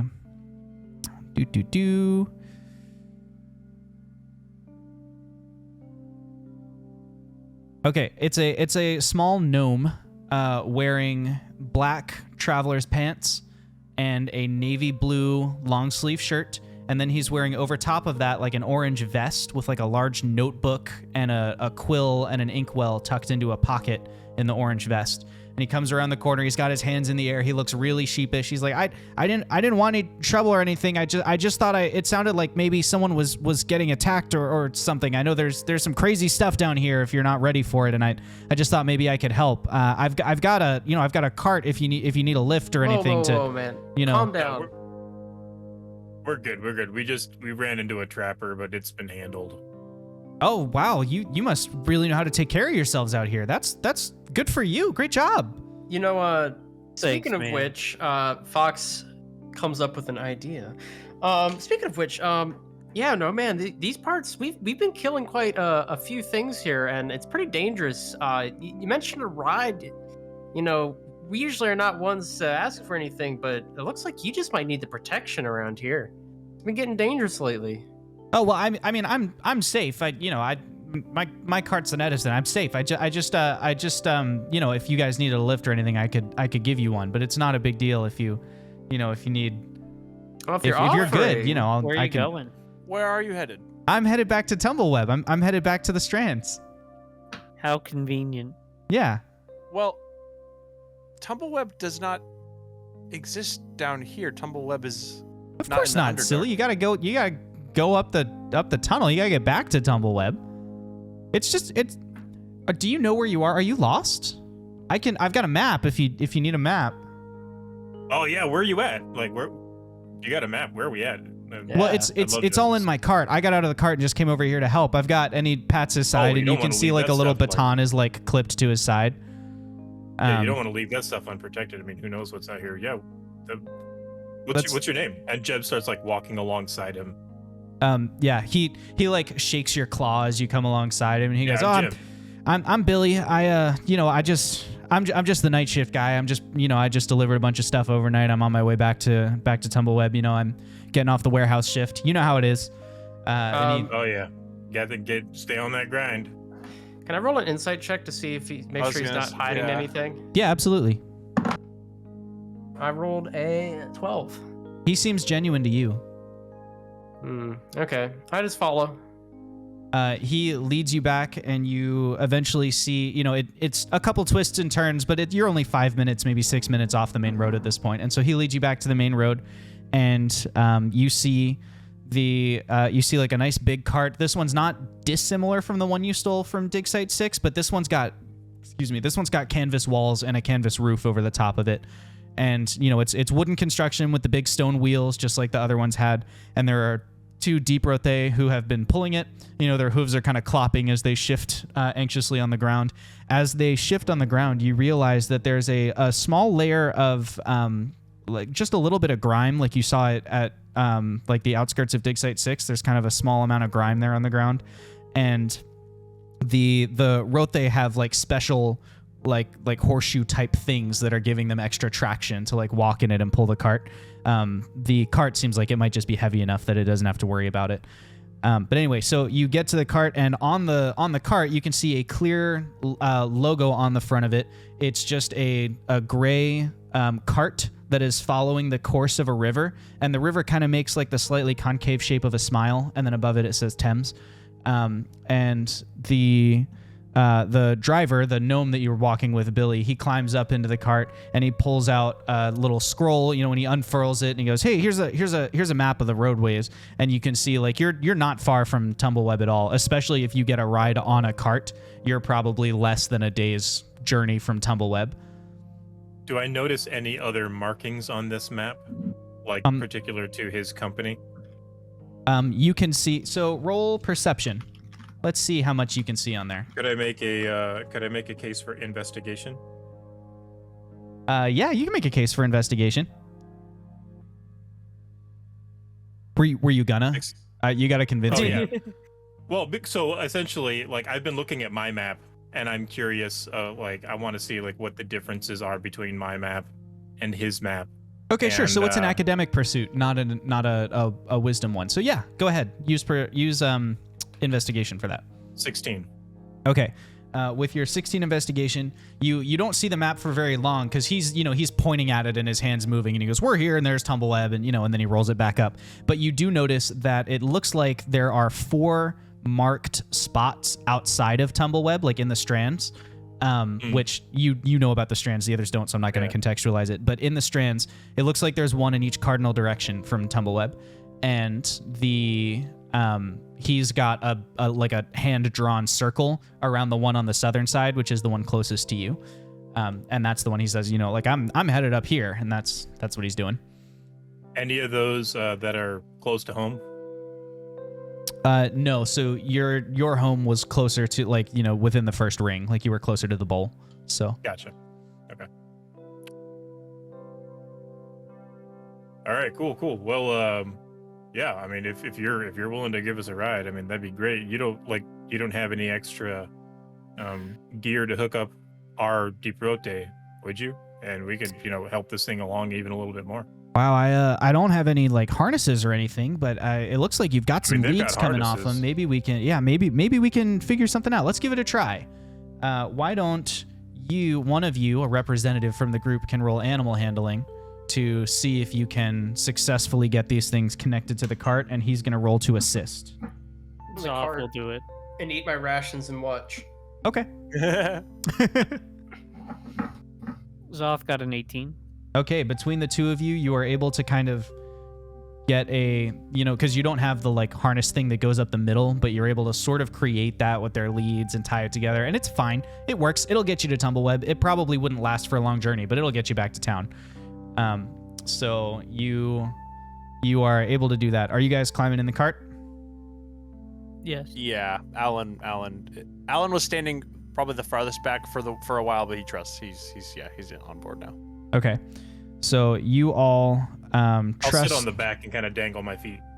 Okay. Do you want to sit up front with him, like while he's driving? He's got, there's like 2 spots on the front of the cart for people to sit while they're kind of valeting. Yeah, sure. Okay, that'll work. So yeah, he gives you a hand up and pulls you up onto the cart with him and goes, "All right, let's get going. With this hooked up, we should be back in just like 46 minutes. This is how long I think it's going to take us to get back." So y'all really got this down to the wire. I mean, you really. Oh well, I mean, we're a precision company, sir. I mean, we a lot of our customers at Thames are actually able to pay us a little bit extra, and we make sure they get whatever they order within 2 days. So we're really good about that. Yeah. Nice. But yeah, so is let's this like driven out of like innovation or like razor thin margins? Well, I mean, it's a little bit of both. I mean, back in the day, now that we're talking business, Alan's ears have perked up a little bit. He's like, scooching okay. back further back in the cart so he's closer to them talking. It's I mean, I'm just a worker, so I don't know a whole lot about where it came from, but the owner lives in Tumbleweb, so she throws parties and stuff sometimes. Maybe if you're important and fancy enough, maybe you can get an invite and you can go talk to her about it. Now Fox's ears perk up. Do you think I'm important and fancy enough to meet their big boss lady? I believe that she could be convinced of it. I guess it depends. I don't know anything about you, sir, but I mean, she's around. It takes a lot, it seems like, to get an invite to a Jess Basin party, but it's not like impossible. She often will she'll invite some of the other kind of the big industry people from Tumbleweb over to her parties, so you might be able to get in with one of them and get an invitation that way. Well, that's kind of the high life, and that's not really my speed. But what's her name, just in case I end up needing to thank her personally for one of her outstanding employees and their benevolence? Oh, her name's Jess Basin, and I sure would appreciate if you'd we have a stone tablet posted outside each warehouse where you can fill out a survey about your experience with us, and I sure would appreciate it if you went through and filled that out. The managers say they use that to improve the experience for everyone, so it'd be great to have you contribute. Nice. But I think I think it might be worth her while, and I'm sure your cousin, right? He's pretty famous. I'm sure he could get into that party. He could get us into that party. Sorry, who are you talking Mr. to, Gnome, Fox? sir? I think that your cousin could get into that party. Fox, do you know his cousin? Yeah. That's what I was just wondering. How do you know Greg? Well, you see, I get around, I've been on the surface, below the surface. I don't know. I got here. You did get here somehow. This is what I do. Well, I believe Fox knows knows Greg through Phil.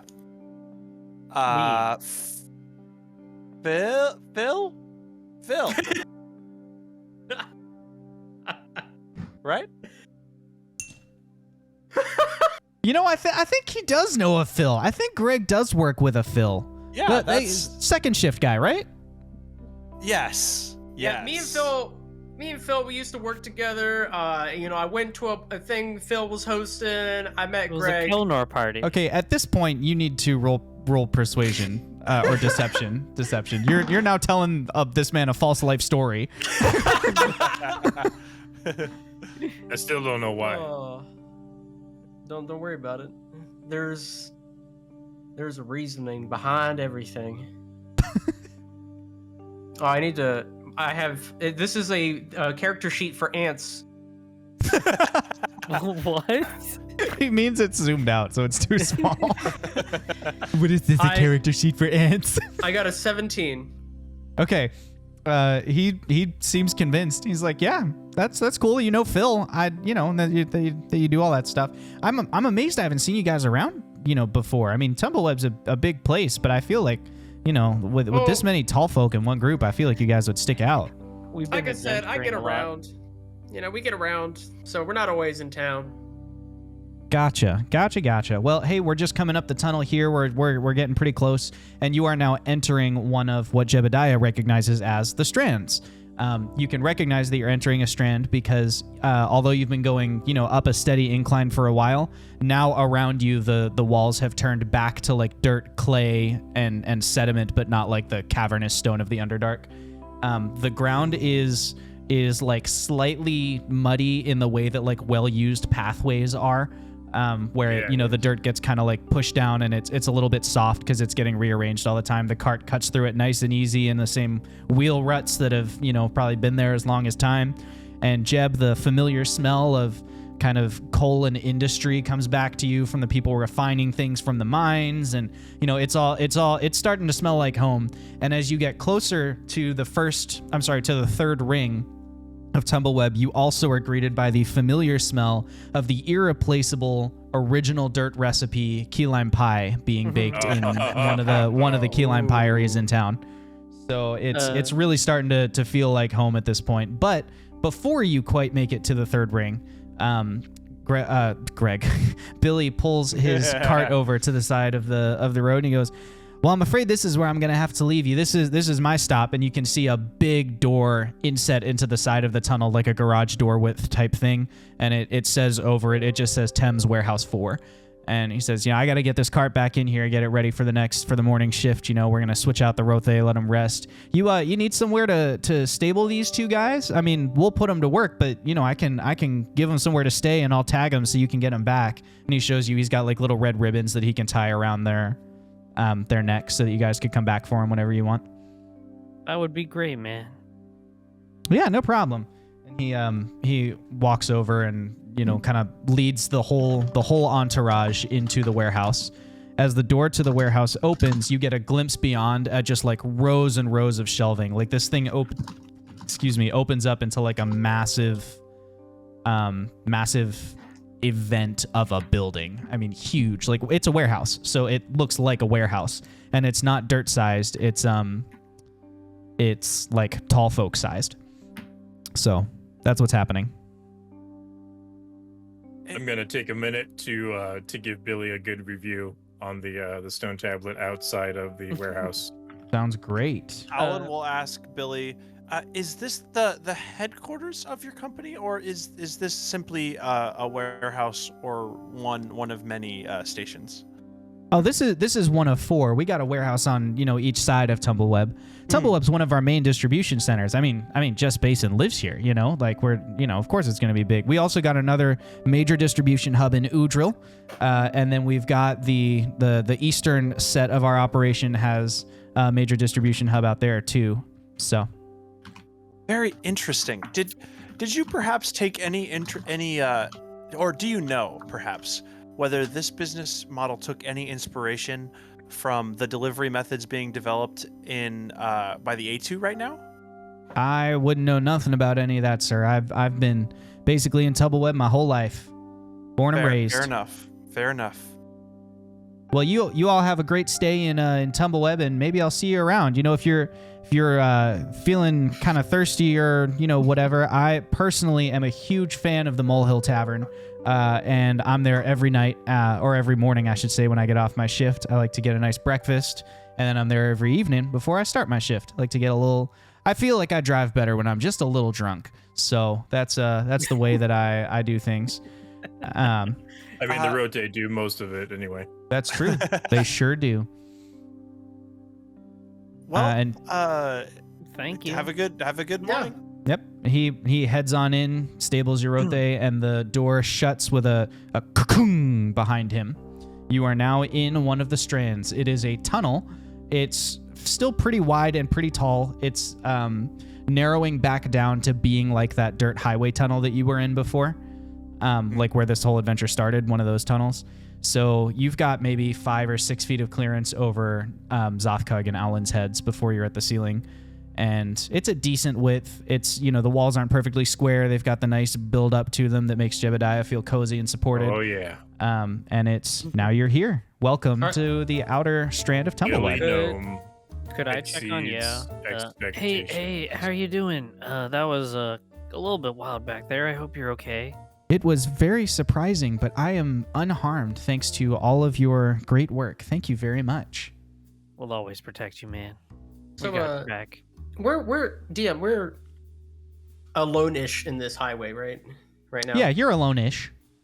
Okay. So, all right, guys, hear me out. So this Thames, right? It's a Yeah. big delivery hub. All right. I think maybe, I don't know. It just itches me. This is a big delivery hub, and Sacrium's going to need something to help move it, right? And I believe Tumbleweb was central to its whole operation. So perhaps this, Jess or something might know something about it. So perhaps if we get into that party, we might figure something out. The dark place is under Tumbleweb, right? Well, True. I mean, the maps aren't really 3-dimensional. They don't really show height. So it could have, the dark side could be just here, especially if all of the tunnels slope up. It could, but you're right, it could be below. But we don't know that. We could meet up that Billy for a meal and ask him what he knows about the Bright World Company. That would be. That might be a A little good too idea. direct. I mean, Well, think we about could- it though. If we start asking around the Bright World Company, and it's gonna look a little sus if they have their dark I- side here. I believe that both ideas are good ones, and I believe that we should not rule out that Tumbleweb itself is the dark side. I myself am also simply intrigued by their distribution methods and what their business model is. It seems very interesting, but a thought that should be considered. I believe we meet up with Billy again. We maybe encourage him to drink some alcoholic beverages, and only ask him the Bright World Company question once he seems to be in a great state to answer honestly, but perhaps not remember that he did such. And later try to get ourselves into the party if that seems to be a good lead. Hey, a party sounds great. I'm man. just worried I- that there might be other people listening. Go ahead, Jeb. Jeb just looks up at the tall people talking back and forth over his head. I know a guy that we could probably talk to who's, lives in town and would be pretty well connected. He's a cousin of mine. Somebody you're comfortable Bill? talking to? Yeah. No, him and I are, we go way back. If it's a Kelnor party, I can get us in. I'm not sure if it's a Kelnor party. so. I don't know if that's the case, but I Hey. think Jebadiah's familial lead is also a great place to start. Well, we need a place to rest anyway, or stay while we're in Tumbleweb. So your cousin might know where to stay. I Oh, am- yeah, no, know how I to can- party. They throw I the can hook best you up. parties. Okay. Zothkug, I don't believe you're connected to the conversation that's happening right now. We're talking about visiting Jeb's cousin. We can worry about the party later. I mean, it doesn't surprise me that you want to go party. That sounds rad. And actually, From the It sound sounds of like a it, there'll really be a good- lot of important people there, guys. I mean, agree. The presumably, party yeah. is important.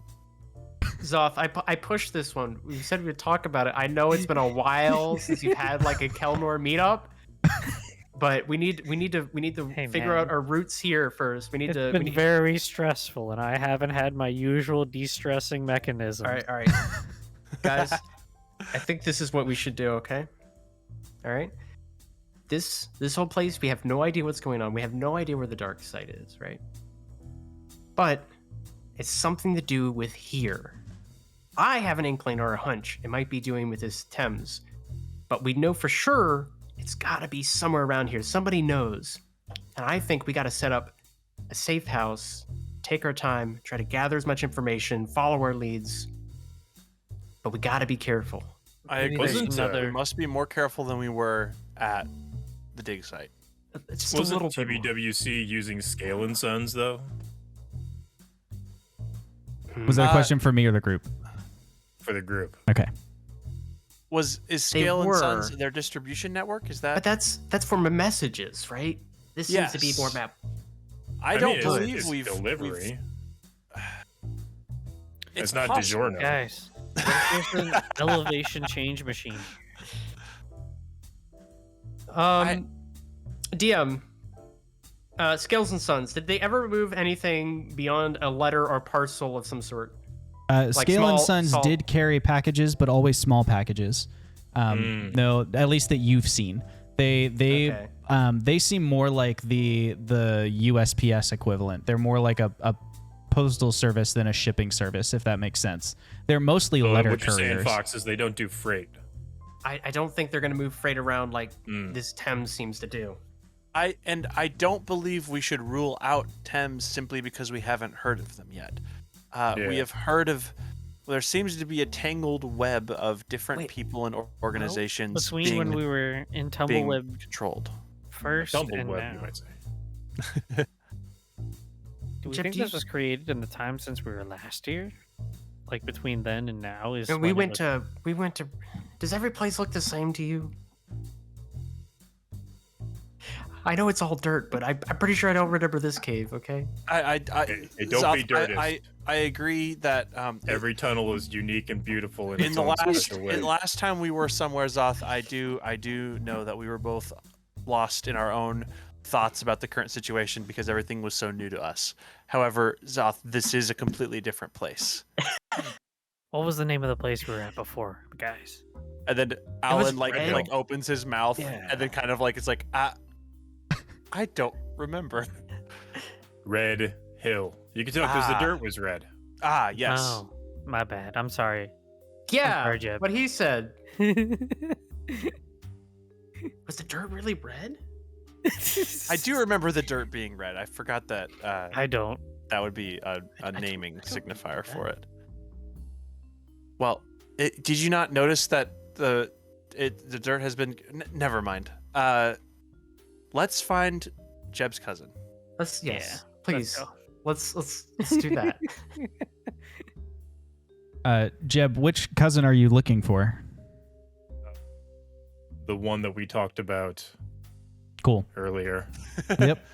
Ominous. Well, I have Jeb's full family tree now, so I just want to make sure that I pick out the right cousin. Is there a phone booth nearby where I could pull up a phone book and tear a page out and get his address, figure out where he's at? Sure. There's an address book nearby. There aren't any phones in Tumbleweb, but there's outside. It's actually right outside. It's like chained to the door of the warehouse because they use it if they need to make shipments into the city. That's how they figure out where everybody is. So you pull it out and you're scrolling down and you see there he is, Avery Peppermint, right there in the address book. But he's got a different address than you remember. In fact, I was wondering about that. Yeah, in fact, he's in one of the strands now. He used to live in the bowl, but now he lives in one of the strands. But you do figure out how to get there, and if you'd like, you may set off on your way. Yeah, let's. You guys cool with going to see my cuz? I think that's a good place to start.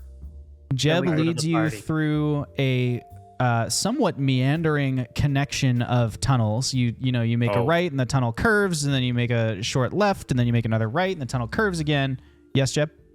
We need to stop and get some key lime hand pies, just like the carry along kind with you that are like wrapped up in like the parchment paper. And I'll grab an extra one for sure. For cuz.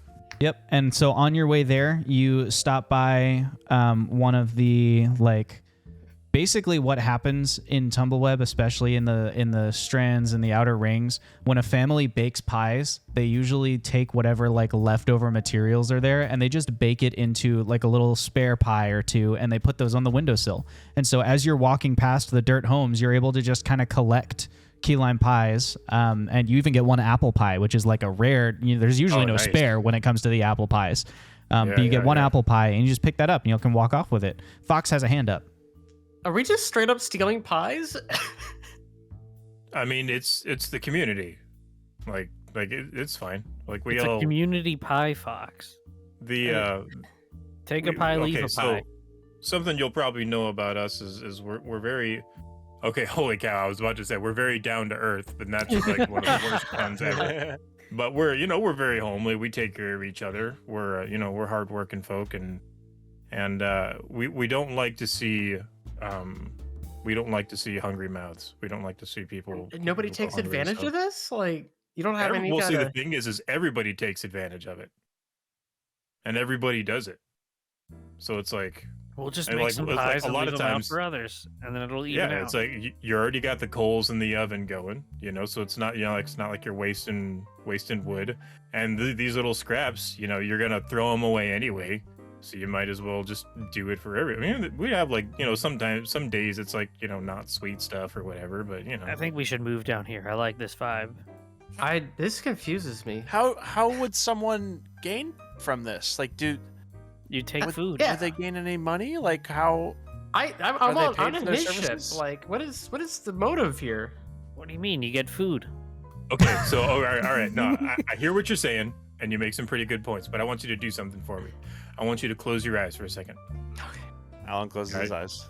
Take a bite of your pie. All right. Now that's nice, right? Yeah. Like how does that make you feel? Happy. Like, Tastes I want good. more.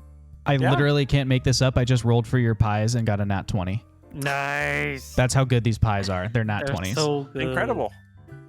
I want some Wouldn't more, you man. want to make other people feel that way? Yeah. And if it costs you next to literally nothing, and everybody does it together, ain't no downside, man. And that's just one of the I like one of the this things community. of being here. You know what, Jeb? I'll trust you on this one, but it just doesn't seem right to me. You know I what? am in the Sometimes the same boat. right thing doesn't seem right. Well, But that what, doesn't mean it is. Do you What if guys one of follow you- Elnor down here? what if one of you starts poisoning the pies? Like one of you starts leaving out poisoned pies. Why would they Why do would that? anybody do that? Like, what would you gain from that? I don't know. Who goes I mean- around I mean- poisoning random people? You don't have like criminals or psychopaths like. I mean, sure, but it's like nobody wants to mess with the pies because everybody enjoys the pies. Pies are off limits. As Well, you're having okay this then. conversation, you come across one of the temples of what Jeb recognizes as where one of the temples of Owara ought to be, but the rest of you can't recognize it as a temple to Owara because what you actually see is smashed windows that have been boarded up and a bunch of like trash and litter all thrown at the base of the wall, and the door is like cracked off its hinges and just kind of leaning up there, and inside it's dark. Oof. At least like the corners of the door. You can't actually see inside past the Would you door. Is recognize it as just- a temple? Is it just this building, or I guess It's a hole in the wall? door in the wall, and then there's a window on each side of the door, and both windows have been smashed in and then like boarded up. Can I grab the garment of a passerby? Yeah, sure. So a Hey. random dirt folk is walking by. They're kind of looking weird at all of you anyway, so they Yeah. they kind of walk right up to you. Out-of-towners. Yeah, they walk right Hey, up to you. Friend.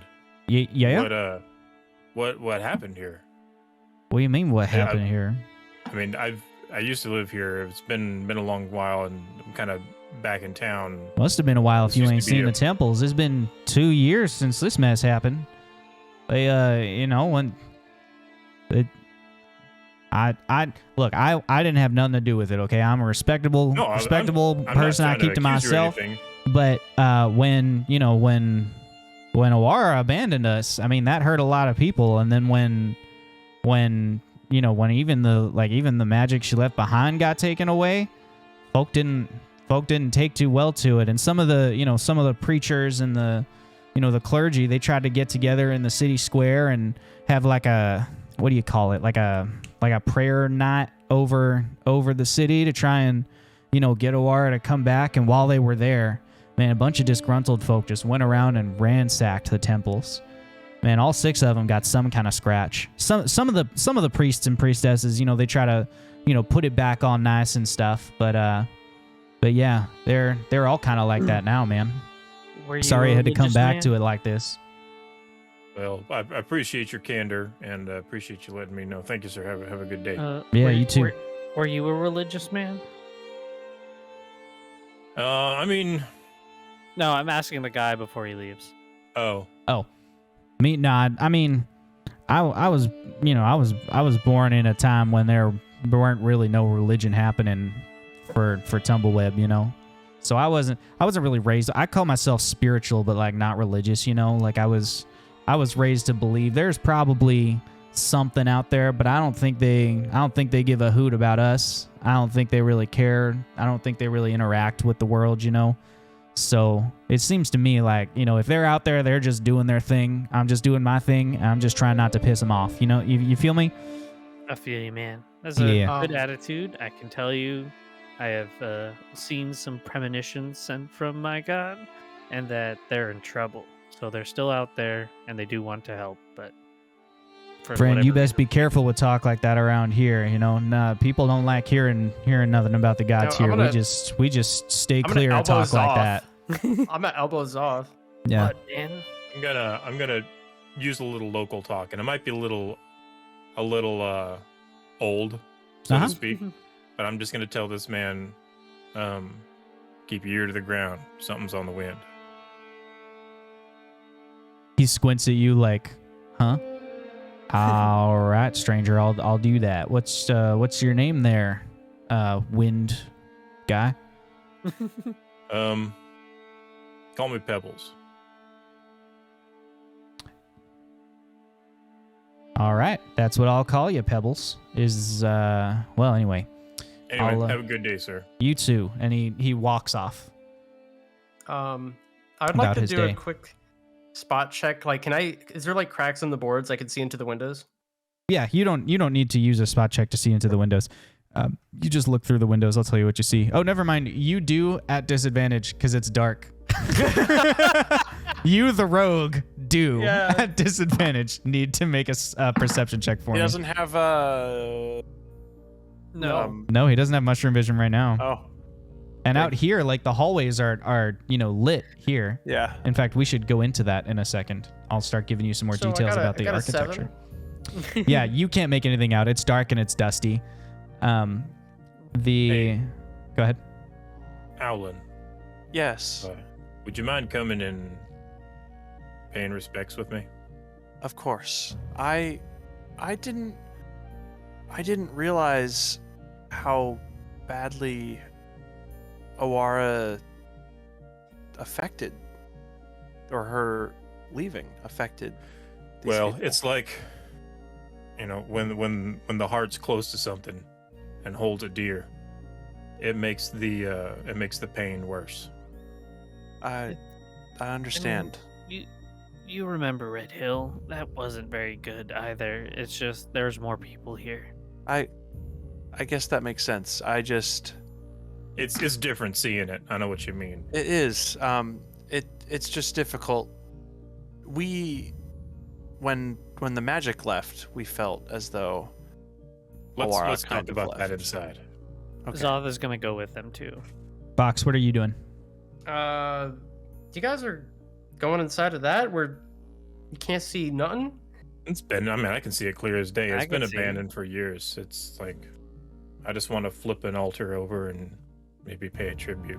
All right. I pull out a torch then, because I'm blind. Yep. You pull out a torch and you walk in, and as you push the door is just leaned against where a door goes. So it's not like you swing it open, but as you kind of push it to the side and, lean it so that it's perpendicular to the doorway so you can walk past, and light spills into the interior, you realize that the inside is not quite as dirty. There's still a bunch of trash that appears to have been like, chucked through the doors of the windows, but the floors seem to have been kind of swept clean. Like there's no graffiti or anything like that.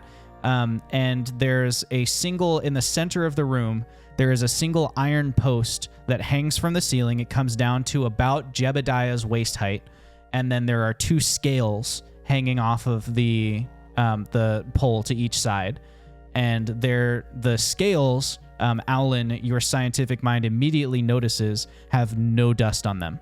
They have clearly been tended or calibrated or whatever it is that people do with scales, because there's no dust on them. As you step into the room, you get a big whiff of leftover garbage smell, and that kind of hits you. But you also can smell maybe a little bit of incense. And you kind of turn and look into the darker corner that the door does not light up, and you see 2 humanoids standing there, a lady dirt and a male dirt, who are both standing in the corner, and they've frozen, looking at you, and don't seem to know what to do yet. They've kind of locked up. They're shocked that you're here. Do I see them? Yes, because you've got a torch with you. So as you walk in, a torchlight illuminates them. Okay. So they're just, ma'am. Sorry for intruding. I mean, this place was abandoned. No, it's fine as long as you're not here to try and do any damage or anything. It's fine for you to be in here. No, not at all. Excuse me. It's been a long time since I saw any kind of friendly folk. Even, and the lady looks up at all the tall people, especially tall folk like you. Anyway, my name is Bunny, and this is Lint. We were kind of the keepers of this temple. This was a trading post. We were kind of overseeing equal exchange transactions, so people could trust that they weren't getting ripped off or weighted scales or anything. And we also did a little bit of business for ourselves, but there hasn't been any business lately. And as you look around the room, you can see that the trash that's along the walls is on shelves, they're, where probably product used to be. Now there's a bunch of trash lining the shelves and thrown at the floor. We try and sweep it up, but every now and then people walk by, they throw some more trash in, and we don't want any trouble with anyone. So we just kind of keep the place clean. We keep the scales calibrated. That's our worship. We keep the scales working great. Lint is a great tradesman, and so he goes out and gets us supplies and kind of haggles when necessary, and I'm more of the mechanist, so I really focus on the scales. And that's what we've been doing. We've been sleeping back here, and you can see behind where they're standing behind them, there's just basically a fabric cot laid out on the floor. If you're here for any kind of worship or anything, I mean, we can bust out some of the incense for you and stuff. I know the smell's kind of bad, but Owara takes everyone as they come. You honor Owara by your tending of this place. Thank you for saying that, stranger. I interrupted Zothkug, my bad. Are there any other temples in the town? Yeah, there's a couple others. There's 3 of them in the strands here, so you're in one of the strands. Are you from out of town, or are any of you from around here? And Bunny looks right at Jebadiah and goes, "Are you from around here? Do you know your way around the city?" I used to be. It's been a long time. I didn't realize that the temples were in such a dire state. So it's been a good number of years. Well, folk were always stressed about religion since the whole tunneling thing, but it really hit ahead when in the darkening. That was real crazy times around here.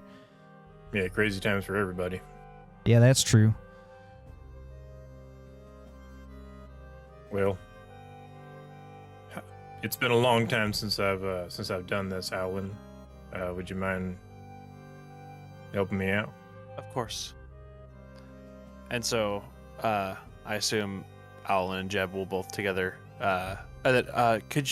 We would love for you to burn the incense, and sir.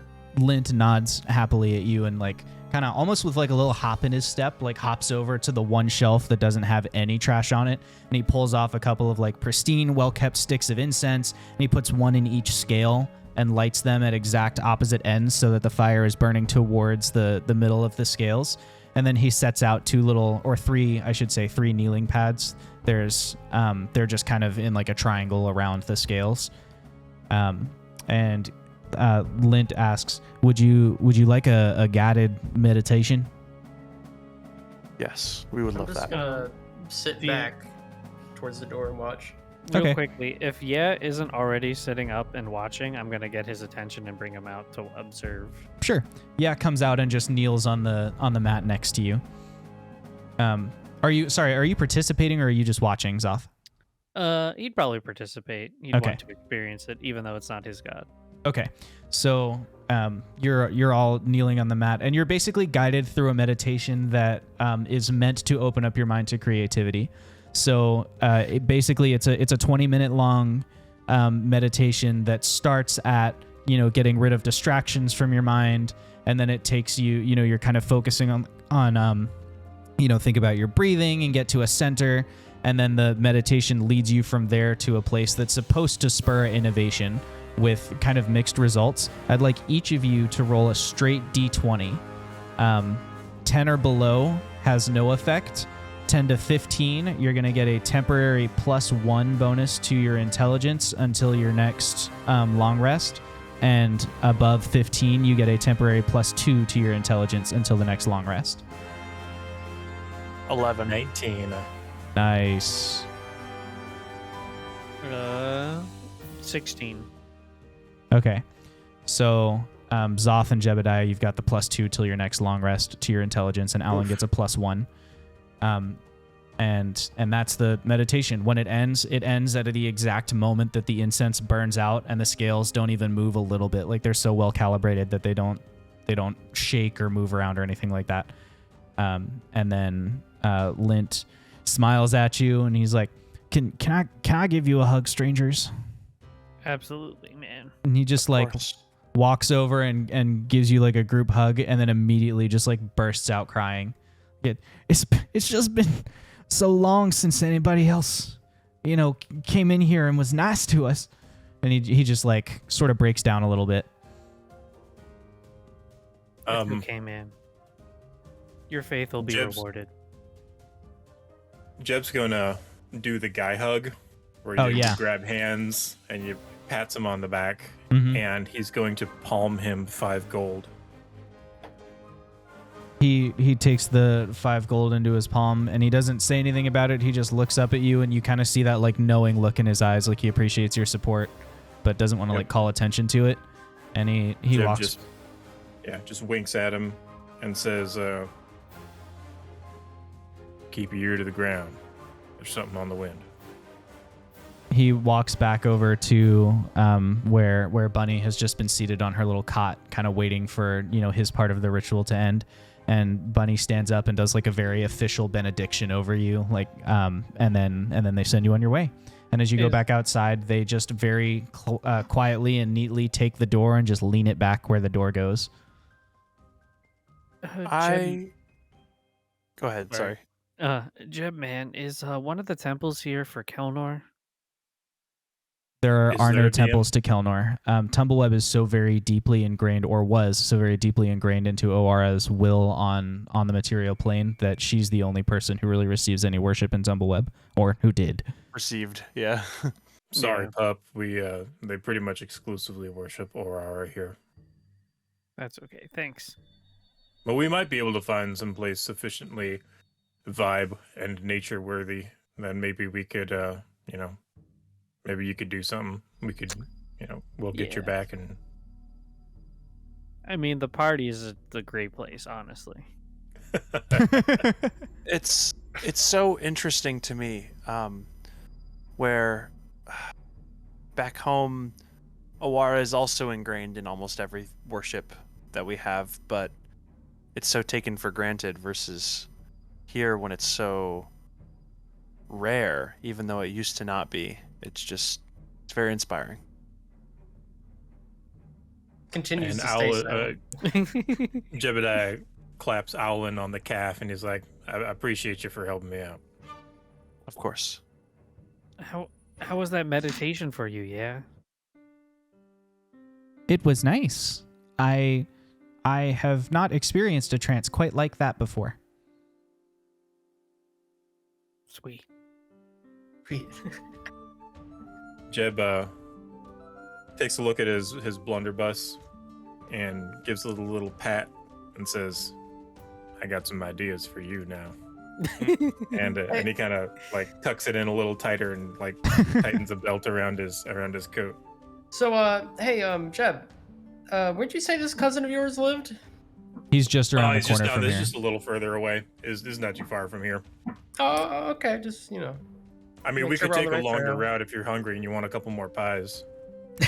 It's like I could go Costco for more samples. pies, man. I mean, what else Nah, do you we go to should- Costco for? we should Exactly. probably get our digs sorted out at least. You round a corner, and this brings you into the third ring of Tumbleweb. I'm not going to tell you all the details about the city. I'll let Jeb tell you how the city works if he wants to. But basically what you need to know is that this tunnel runs, cross-section to the strand you were in. It does go in a whole circle the whole way around Tumbleweb. And it is so close to the surface that it is lit by the ambient glow of sunlight coming through the dirt and the root system, and a very complex, tightly woven root system of grass and other vegetation is what's holding that ceiling up. And Yeah, we so got, it's like, a glowing through lattice there. up there. And as they're walking by, you see dirt folk from time to time as they're hungry. They just kind of climb up the edge of the thing and like eat a couple roots and come back down and go about their day. Like it's just a food source for everyone. Zothkug has a hand up. Yes. Yes. The second I see sort of any like rays of light starting to peek through, he's gonna like hold the plant up and try and catch all the rays as they're walking. Nothing seems to be happening at the moment to the That's plant. fine. He's But gonna just are you do just it still all way. walking like with it over your head? Yes. Catching the light rays as much as he can. As you're That's walking, good as he is off. everybody turns and stares. Like I was not about to just say- Zothkug, everybody. Like all of the tall people, like people are staring at them, and then they notice Jeb and they stare at Jeb like he's doing something weird too.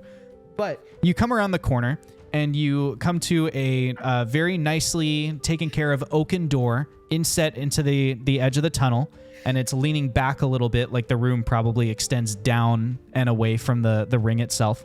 And then on it, in hand-painted lettering, is a sign that says the Twilight Fox, and it is an inn. It's a homey little inn, and you push the door open. The door's unlocked. You just swing it open. You swing open the thing. You walk inside, and there isn't like a common room per se. It's like a big pantry, and behind the pantry there are a whole bunch of holes dug into the wall, like little dwellings like Jebadiah has made for you before. And then there is, at the very front of the room, there's like a small kind of wooden, it's like a really tiny bar, like a little reception desk that someone is standing behind. And I see the pun, I'm just narrating first. And No, you're good, you're good. Jebadiah, as you walk in, the dirt behind the counter freezes, and he just like looks right at you, and he goes, "As I live and breathe, there's no way. Is it really you? Slice them up, grill them up, onions. How you doing, my What is man? going on, Cheese?" And he just runs up and gives you like a big hug. Just like almost scoops you right off your feet. You just like tackling into the kind of bear hug. He goes, "I can't believe you're back in town, man. Who are these people? Who are the tall folks? What's going on here?" These are my buds. That's Alan, Zoth, and Fox. They're good folks. So I've been down in some pretty dark places. We went we took the low road to get here. If you He know puts what a I mean, hand on your but- shoulder and he goes, "We were all worried you might take the low road, but I'm glad you came home, and we're here for you when you're ready." I appreciate that. Onions. Yeah, Cheese, anytime. We need a place to crash, and Oh man, need you gotta stay at the Twilight Fox. It's the greatest new tavern we got. And he is Go this ahead. your place? this is Like, my did you- place, did you- man. I finally followed my dreams and opened up my You own did it, tavern. man. I did it. I my freaking goodness. did it, man. Yeah, let me get you some rooms first. And he goes to the back and he literally digs out fresh rooms for each guest. And so he digs out 4 rooms for you, and they're appropriately sized. So Jeb has a nice Oh, homey man. little dirt hole, and then he digs out bigger ones for the tall folk. And he comes back to the three of you and he goes, I know we don't know each other very well yet, but here you are family. You pay for nothing. You want some food, you just take it right off the shelves. You do anything you need, okay? Any friend of cheese is a friend of mine, okay? And he just like, walks you in. He's being very inviting and happy to see you. Thanks, you. man. You do That's not so realize nice. how You don't have to good do a that. fresh carved room smells. It's amazing. You will never believe this, Cheese, but guess what? What's that? Marianne got married, finally. After all that Marianne. time. Yeah, Marianne and Steve, they're finally married, okay? What in the world? They were off and on for years and all that weird stuff. They finally got married. How big of a club did she have to use to beat Steve over to the head into that? I don't speculate on such matters, okay? That's a little personal for me, but let me tell you, So what you're saying, it was big. they threw one of the best. They threw one of the best line dances for their wedding. Let me tell you, whew, we had the went whole straight down city the square Strand. bumping. How far down the Strand did that line go? Oh, let me tell you, man, we were the whole way to the overworld entrance. Magical. And So Jeb tell me starts to about look- yourselves. Jeb looks a little forlorn, and he's like, "Man, I'd like to see that." It was crazy, but hey, I mean, I got a harmonica. We can get the group back out. Shush, please. I'm telling you, And he kinda, Cheese. like, I mean, looks people over are his always corner- down for a corner. good dance here.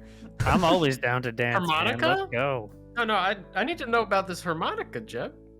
So anyway,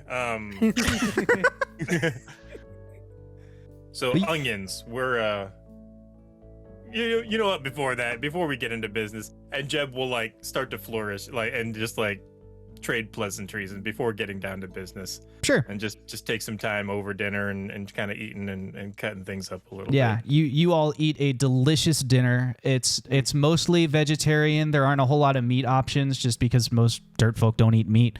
But what you have, like vegetable wise, is so flavorful and rich that it almost doesn't even taste like you're eating vegetables. It's like really well prepared. There's some, and it's all, you can tell it's all home prepared. Like it's all seasoned and salted and cooked or sauteed or whatever, like by Avery Peppermint. So it's just like, it's one of the best meals you've ever had. Super like refreshing and restful, but it doesn't sit heavy, when you're done. It's just an excellent experience. And the whole time, Avery and Jebadiah are just catching up and laughing with each other and telling jokes. And, just basically it's like suddenly Jeb has walked into the good old days.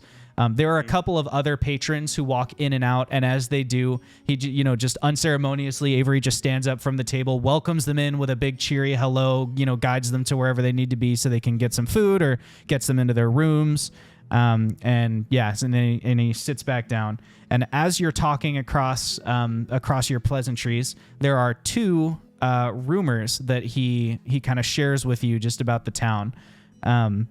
One of the things that he says, it's kind of sad actually. Cassandra's telling everyone that she sold her bank, to we got the Summit Banking Guild's kind of moved in here and set stuff up, and she's telling everyone they sold, but man, I heard they drove her out. I heard they hired some of the wild ones to do it.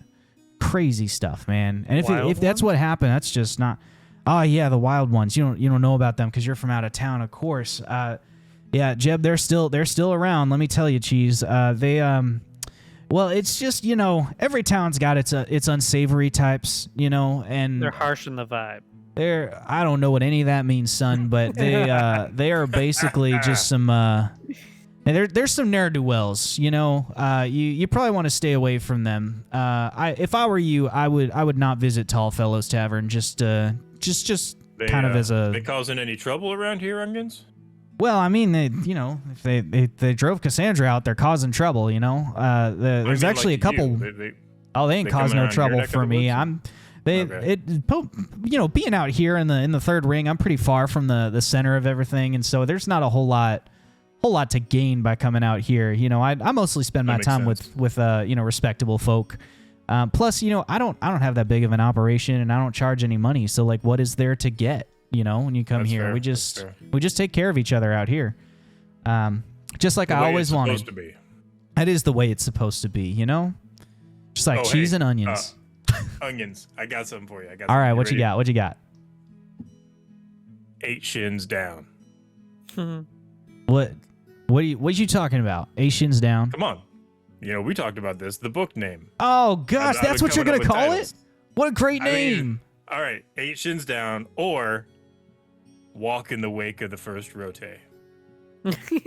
Man, that is some crazy stuff. Okay, I would almost say, and he leans back in his chair and gives you like a sidelong look.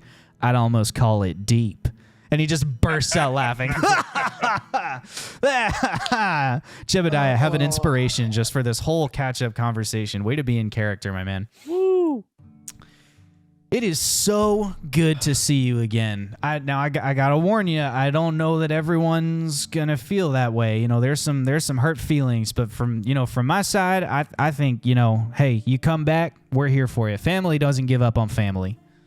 Yeah, I figured as much, and I know it's been a long while and whatnot, but I hope that, well, I hope We'll that at help you, least Jeb. folks would be understandable.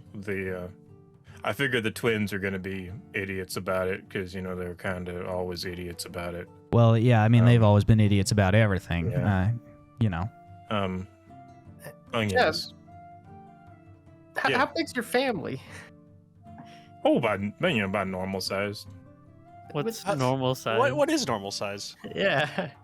Oh, I mean, I got I don't know, 4 brothers and sisters. It's, Okay. But medium. We're a little on the smaller side, And what about the cousins? Well, I mean, he asked. Yeah, of course. I mean, we got cousins aplenty. I mean, like they say, straight down the strand is where the cousin. It's where the cousins land. The strands. Yep. One side to the other. It's true. Yeah. How, Onions. how many first cousins before we move on? Sorry. I mean, it's easier to count to count the folks that are not your first cousins, if you know what I mean. Interesting. I mean, Sorry, I mean, continue. you want names, Alan? No. I just similar Because I to mean, Fox. I I could just tell you wonder all what about this Kip. culture is I like. could tell you about Mephibosheth. I could tell you Alan, about Harvard. Alan, are you looking for something down here? Is that what you're doing? You looking Kaya. Tell you Is about he- No, I'm the simply twins, curious. Pete and Danica. Avery Tell you about leans in Neoma and Helen and Anthony and William.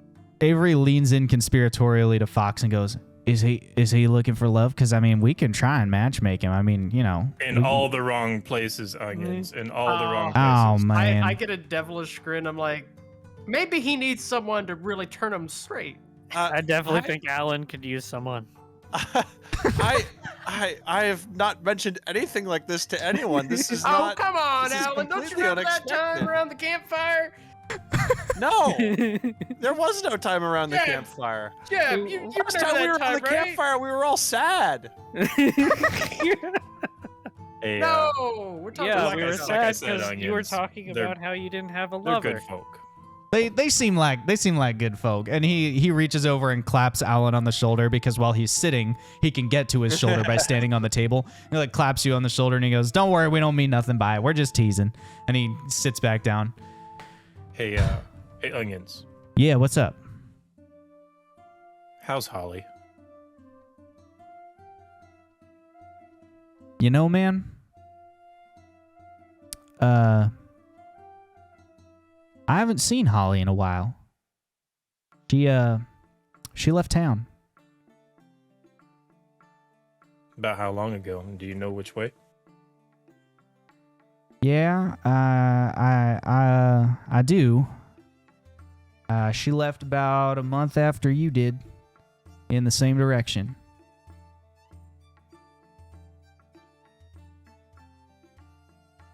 Well,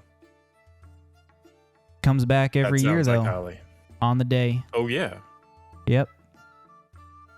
She leaves a violet at the grave. Yeah. Well, Thanks for the meal. You know- I'm gonna go ahead and take an early rest. Oh yeah, let me get you into your room, and he gets you a key and walks you over to your room and everything. Sorry about all that, man. I mean, there's just there's a lot to catch up on. It's fine, it's fine. Y'all catch up. I'm tired. Have a good night, man. Have a good night. He shuts the door behind you, after making sure you have everything you need, and he comes back to the table. So he's a good kid, Onions. He's got like one of the brightest heads on his shoulder. Not as bright as Alan, but he's He's got a. So we got two of the got a brightest big heads in heart. your group Well, here. He's knowledgeable in many other more practical or street smart types of things. I gotcha. He's a real So good kid. so what's been happening to you all? What? Tell me So about much. your. How do you even meet tall folk like this? Would you all in a believe that I cave. was walking around the tunnel minding my own business, and this big guy here done fell clean out of the ceiling right on top of me? He did not. I certainly did. did. I lost my balance when investigating, attempting to find an entrance. Yep, To and he found one. the Well, yeah, I Recently guess he went out technically fire did right find one, didn't he? I did, just not the one I expected. Makes sense. Mm-hmm. But So yeah, and then we bumped into Fox and Zoth not too much longer after that, and I don't know, you know, it's safety in numbers when you go deep, and they've been fast friends and true companions, and I tell Yeah, you man. what, it'd be I miss the pies here, but it'd be hard to separate myself from them at this point. They're really good folk. They're Well, really, it really is a good folk. pleasure to make your acquaintances. You too, man. I pleasure really for like us it as well. here. We haven't been in a really good town in a while. Well, Tumbleweb's one of the best towns. I can't even. Man, you got to give them the tour at some point, Jeb. I mean, you gotta show them around. I kind of feel a little rusty in that regard, if I'm honest. We noticed one of the temples to Hawara were just like Ah, all man, messed up and everything. that is some sad Maybe. business, ain't it? Yeah, but I mean, is there like anything else around town that's been changing things up? Any Things are gonna be a little any different new than you companies remember. moving into town? Yeah, things will be a little different than you remember. Let me give you the lay of the land here. And he pulls out a hand drawn map of Tumbleweb, hand drawn in the sense that he draws it for you right now. It's not like he just carries around a hand drawn map of Tumbleweb. He pulls out a sheet of parchment and draws a map for you of Tumbleweb. And the way that the city is divided up is there are 3 rings, like on a web, and then there are strands that go through them leading out of the city, but the strands are not perfectly straight lines. They kind of zigzag and wind this way and that, and the rings are all residential areas. So each of the rings is just full of there are little burrows kind of dug off to the side of each one, and some taverns and things, but mostly it's just residential up there. And the rings are stepped, so each ring is progressively lower in elevation. The 3rd ring is up high. It's just barely touching the surface. And then the 2nd ring is narrower, closer to the center, and it is stepped down, so it's a lower elevation. The ground above is also stepped down, so it's the same. You can still eat right off the ceiling if you're a dirt folk and stuff. It's still lit by the ambient glow of the sun. It's just creating a bowl that leads towards the center. And then at the very center, you go 3 rings in like that, and then at the very center is a section of the city called the Bowl. And in the Bowl is where like the main marketplace is. It's sort of like a city center. The main marketplace, a lot of the bigger businesses have their buildings dug out of the side of the Bowl or built up in the middle of the Bowl. So it's sort of like it's like a downtown, if you will.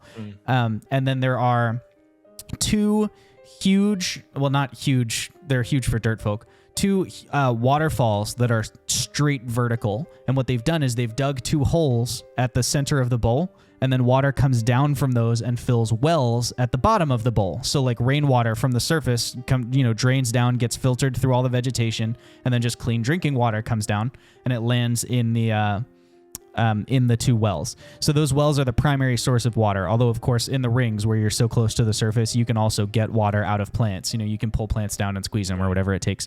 So that's sort of the way that the town is set up. And he explains, Jeb, that in the time since you left, and even this was already starting to happen before you left, but it's really like taken over now. Tumbleweb was once a very logistically inclined city because they were coordinating all these mines and tunnels and things, and so they have a lot of administrative expertise, a lot of buildings that are built for architects to use with like the large easels and office areas and things, and a lot of that administrative skill has now been pulled into coordinating the sale, distribution, and valuation of wingle digits and ciphers. they are sort of a major hub for the Summit Banking Guild, who have, you know, vaults of completed Wingle digits here that are ready to get shipped out. This is also the first time that you hear the phrasing wings, wingles, and wingle digits, which is how common people denote lesser, standard, and greater wingle digits.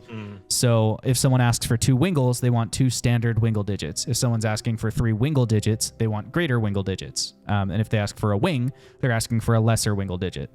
So if you go somewhere and they ask for, oh yeah, that's 2 wings and a wingle, that, you know, that's what they're asking for. The major import and export of Tumbleweb at this point is wingle digits and ciphers. And trucks come in the morning, or, you know, carts come in the morning, and they drop things off at a, you know, there's a central sort of Summit Banking Guild. It's like a corporate bank building, you know, like a big old office. They go in and then they get sorted into briefcases and crates and things and sent back out. So some of them go to the local banks. There are 2 local banks. Both of them are the Summit Banking Guild now. One of them used to belong to Cassandra. They believe that she was driven out. But anyway, so the two banks are there, and then the rest of them are shipped out and distributed by Thames, the kind of merchant empire that Jess Basin runs. And Thames also does business in all kinds of other, you know, objects and things. They have, you know, big warehouses, all kinds of different products. They import things from afar. They are sort of the gateway for all of the imports that are being brought into Tumbleweb. All of the supplies that the city might need, medical supplies, you know, things that they don't have. There are a couple other, like, kind of tycoons, if you will, of industry in the town. But the, you know, industry is not really Avery's thing. He doesn't have a whole lot to say about it, other than, you know, there's some other rich folk in town, but, you know, it's just Basin who's doing all the distributing. And there's a city council, just like there was before Jebadiah. There's a city council, and just like when you left, Wilson Flowers is still on it, and he still seems to be just trying to use every regulation and rule to enrich himself. That still seems to be all Councilman Flowers is after. But there is this new girl, Poppy Whitfield, on the council who has everybody up in arms about something, although he hasn't gone to read the posting yet on the notice boards. There are 4 notice boards in town where people can post jobs or ask questions that they need people to come to. Basically, it's Craigslist, but for Tumbleweb. And then there's a big old open air market at the very center of the city square. So it's a city square, so like town criers can use it, but during the week it is an open air market, and you pay the city a fee to get a stall. And there's a 1 stall per merchant rule. And that is the sort of the basics of how Tumbleweb works. Guards and crime and stuff like that. There are sheriffs, and then each of the sheriffs has a staff of deputies.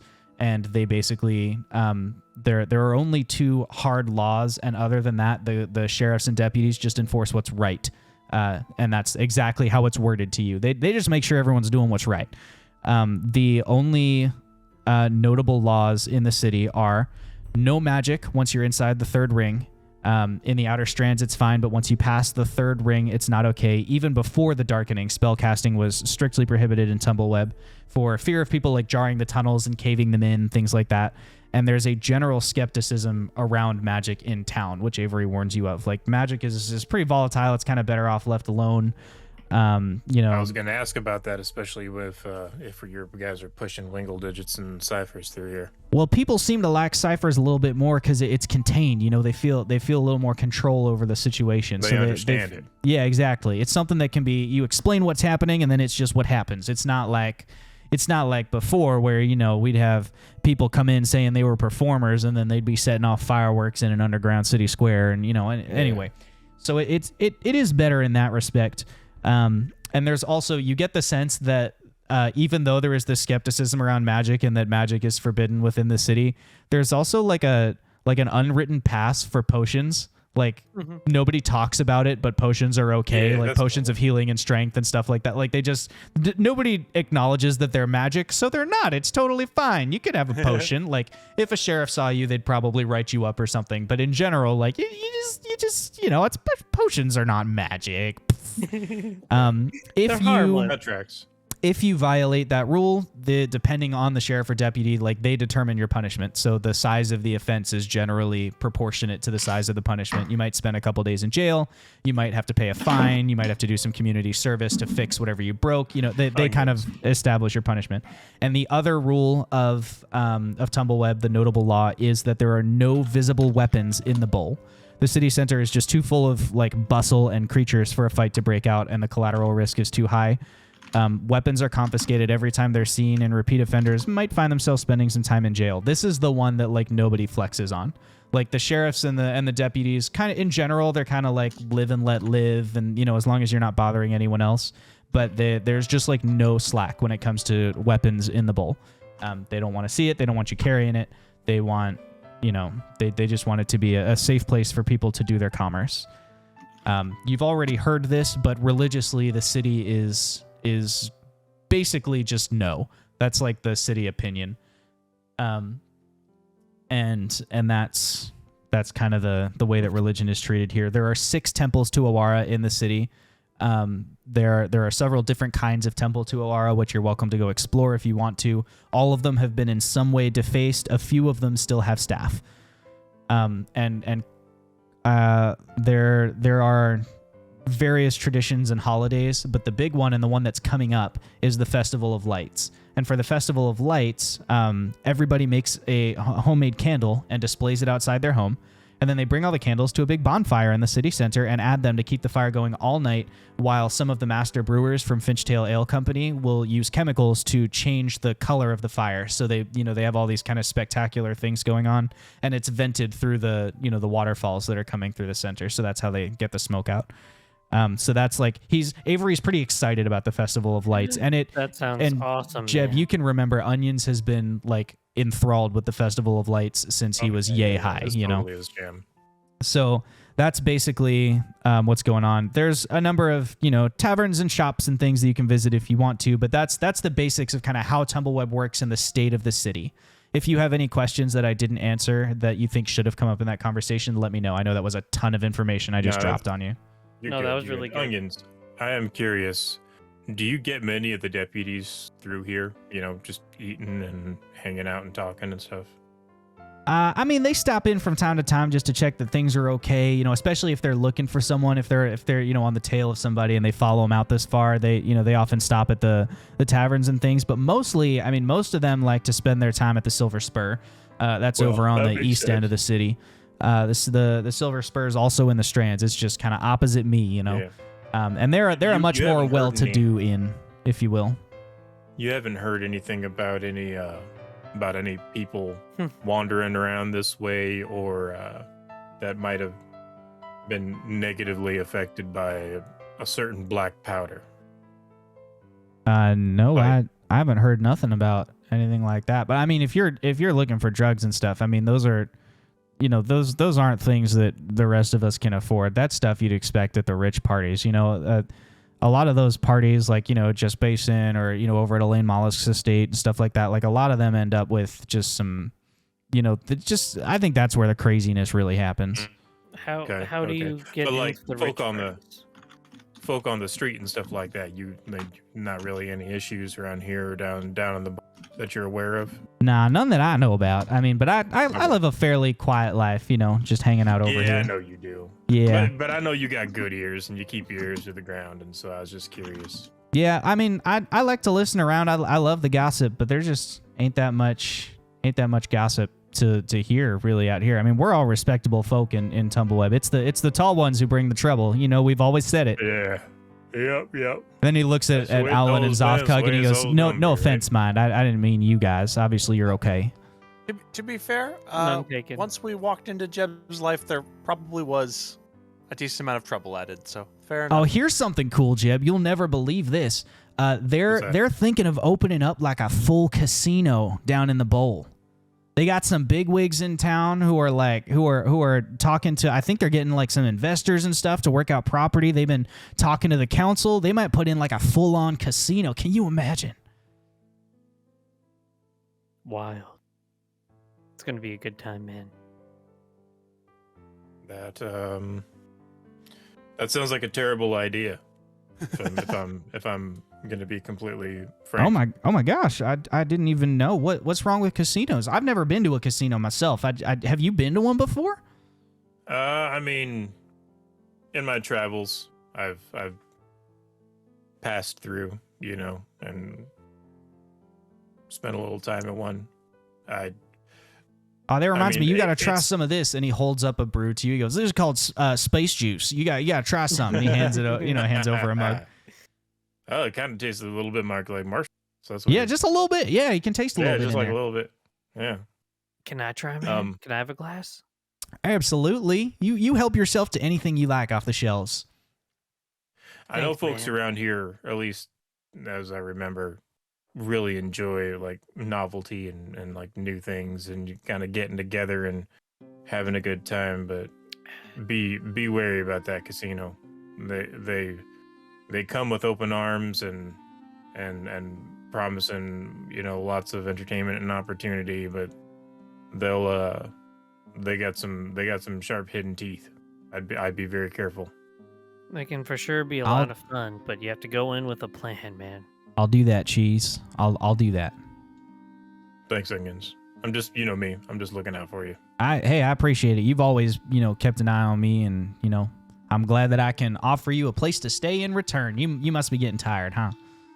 Sure enough. I am. Yes, I'm ready for a Avery, rest. one quick question, man. Yeah. How does one get into the rich parties? Well, you got to get an invitation. I mean, that's how most Invite people only? get to parties. Yeah. I mean, especially if you're going, if you're going to some of these, you haven't seen the estate, so you don't understand. You know the old the walled estate, Jebadiah, behind the council building.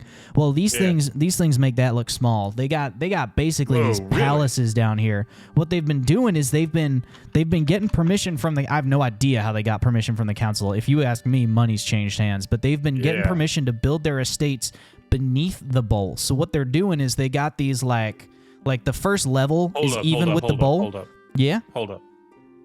They're digging under the bowl? Well, they're claiming that they're not going too far, like directly under, but they dig down from the bowl. But I can't imagine that an estate that big can exist without coming back underneath. You know what I'm saying? I mean, I thought that was like all off limits. I thought that. I thought so too, but there's a lot of these rich folk, man. They got some crazy ideas going on. Okay, get this. Elaine Mollusk has been trying to build some kind of power generating thingy that's using the water, like from the Underdark. Like she's going down. Which for one, like who goes down into the Underdark? But for two, she's That's down there crazy, like building this thing that it's supposed to help. Like I don't even understand all of it, but it's supposed to it like works with the ciphers or whatever, and it's I don't know, it's something weird going on down there. But anyway, Explains a lot. Sorry, go ahead. there's a lot of strange things that rich people can get away with, and if you ask me, it's because they're lining the pockets of the right people. Yeah, it'd be That makes sense. What straying happens from when the you path stop of just vibing? taking care of each other. Yeah. Thank you for that information. That actually Hey, anytime. that was great. That helps us a lot. Anything I know that helps you, you're free to have. Well, You just got to know what to ask for, because I got no clue. that makes sense. On that note, I will probably join Fox. Not in the literal sense. I'll go to my own room, but I'm ready to conk out. Yeah, go ahead. And he stands up and walks you over to your room, make sure you have everything you need, gets you all settled, comes back. Could I make a strange request for my room? Yeah, of course you can. Could there be a skylight in the corner and then like access to the sky? Yes. Well, yeah, I think I can arrange that. Now you don't want it like open, do you? No, just part it, just enough for my plant, and I Just up to take the pot lattice off is my what he's pot. saying. Oh yeah, just up to the lattice. You get a little glow in there. I can do that. And My plant is desperate for sunlight. Oh man. Let's see if we can help you figure that out. And he goes in and he digs out basically like a like a mini volcano shaped room for you. So it's like the room is a normal burrow, but then the roof kind of tapers up like a potion bottle. Okay. And he does not dig, like there's no hole in the ceiling. He's dug it just up to the same kind of like vegetation canopy. So there's glow coming through it, and there is natural light, but it's not, you know, it's nothing crazy. And at this point, it's been like you've kind of spent the whole day like catching up and experiencing a little bit of Tumbleweb. So it's getting to be evening. So the sunlight is getting dim. You know, you could, what I mean is you could sleep. It wouldn't like keep you up. Yeah. And then there was just the two of us, huh, Cheese? Yeah. I'll tell you what, Onions, I've seen some crazy junk these past couple weeks. You gotta tell me all about it. You know I'm not giving you a room until you tell me about your trip. Yeah. And, well, I'll tell you what. I'm worried. I'm worried about that digging under the bowl. There's so like I said, we took the low road here and came up through the Underdark. I thought you meant like metaphorically. You went down into the Underdark?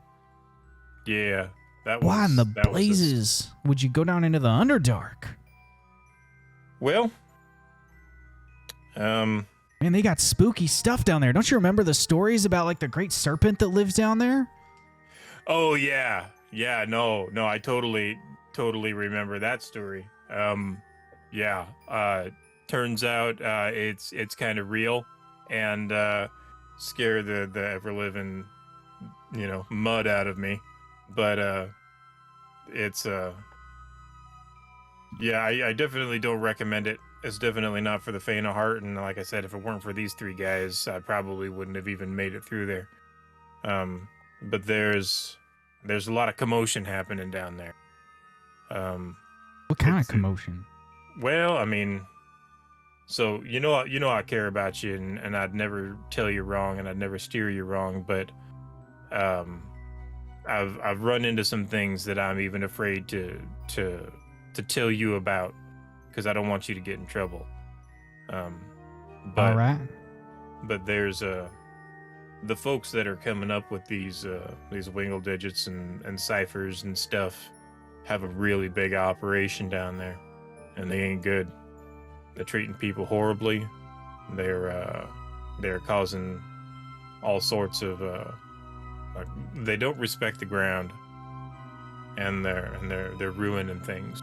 And oh no, man, I can't believe that. And it feels like they're making a big play, big move up here, and I don't want it to, you know, mess up home. Man, I wonder if Kip knows anything about that. You know, little Kip, he went off down to join the mines. Say what now? Yeah, Kip's working one of the mines. Like, is he high up? Nah, he's just a laborer, but he shipped out to one of the, what are they calling them? Dig sites? He's working at one of the dig sites. Really? Yeah, he writes home from time to time. He seems like he's doing pretty well. Nah, I don't know, but I'll check his next letter. It's probably, I mean, I assume Scale and Son's got to know where their stuff's coming from, right? Sure, yeah. In fact, you might be able to ask Scale. I mean, you know, he's in town. You can ask him. You know, like he's got a shop down there in the bowl. Yeah, I might just do that. Because we gotta let him know, or maybe you saw like a bad sight, and maybe he can tell the right people, and they can put a stop to it. Well, it seems rather precarious, and it seems like these people have a lot of power and influence, and so I'm trying to be careful about who to tell about what, because you never know who's in whose pocket, if that makes sense. That does make sense to me. That's the great thing about people like us, right? Too short for deep pockets. Yeah. It's best to leave money to the tall folk. Keeps you out of trouble. Well, I tell you what, Onions. It's been real good talking to you. Real good seeing you. Jeez, I don't even know what to say, man. I'm so glad you're back in town. Well, keep me keep my name on the DL if you don't mind. Oh yeah, I can do that. I would hope to stay a little bit longer, but I don't know where my endeavors are going to take me. But hopefully, I'll see you in person and not in the news. Yeah, I agree with you. Hey, if you're trying to stay on the DL, you should know tomorrow I got Mephibosheth and Kip are coming around for dinner. I think Kip's coming back just for the Festival of Lights. I think he's going to be back in town. So you might be able so to I can talk just to talk him. to him directly. You might be able Yeah. to, yeah. But I mean, if you're trying to stay on the DL, maybe not. I don't know. Well, I'll tell you, he was all gung ho about it when he left.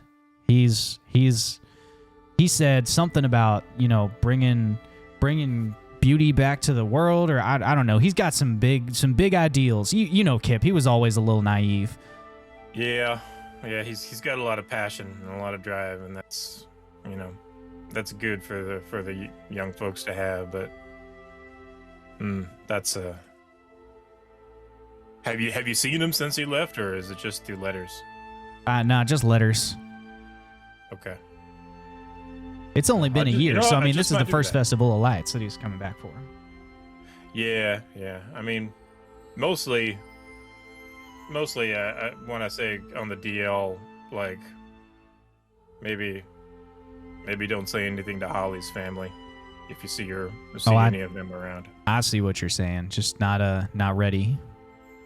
Yeah, I mean, I feel like I need to. You're gonna have to face it eventually, right? I mean, yeah. You're not wrong, but that don't make it any easier. And it seems like the more time goes on, the harder it gets. And you think, well, maybe if I just had a little bit more time to figure it out, and then time goes on, and then, a day turns into a week. A week turns into a month, and a month turns into a year, and now it's even hard to remember. But you know what? You came back. You're here now, and that's where it all starts, man. You're right.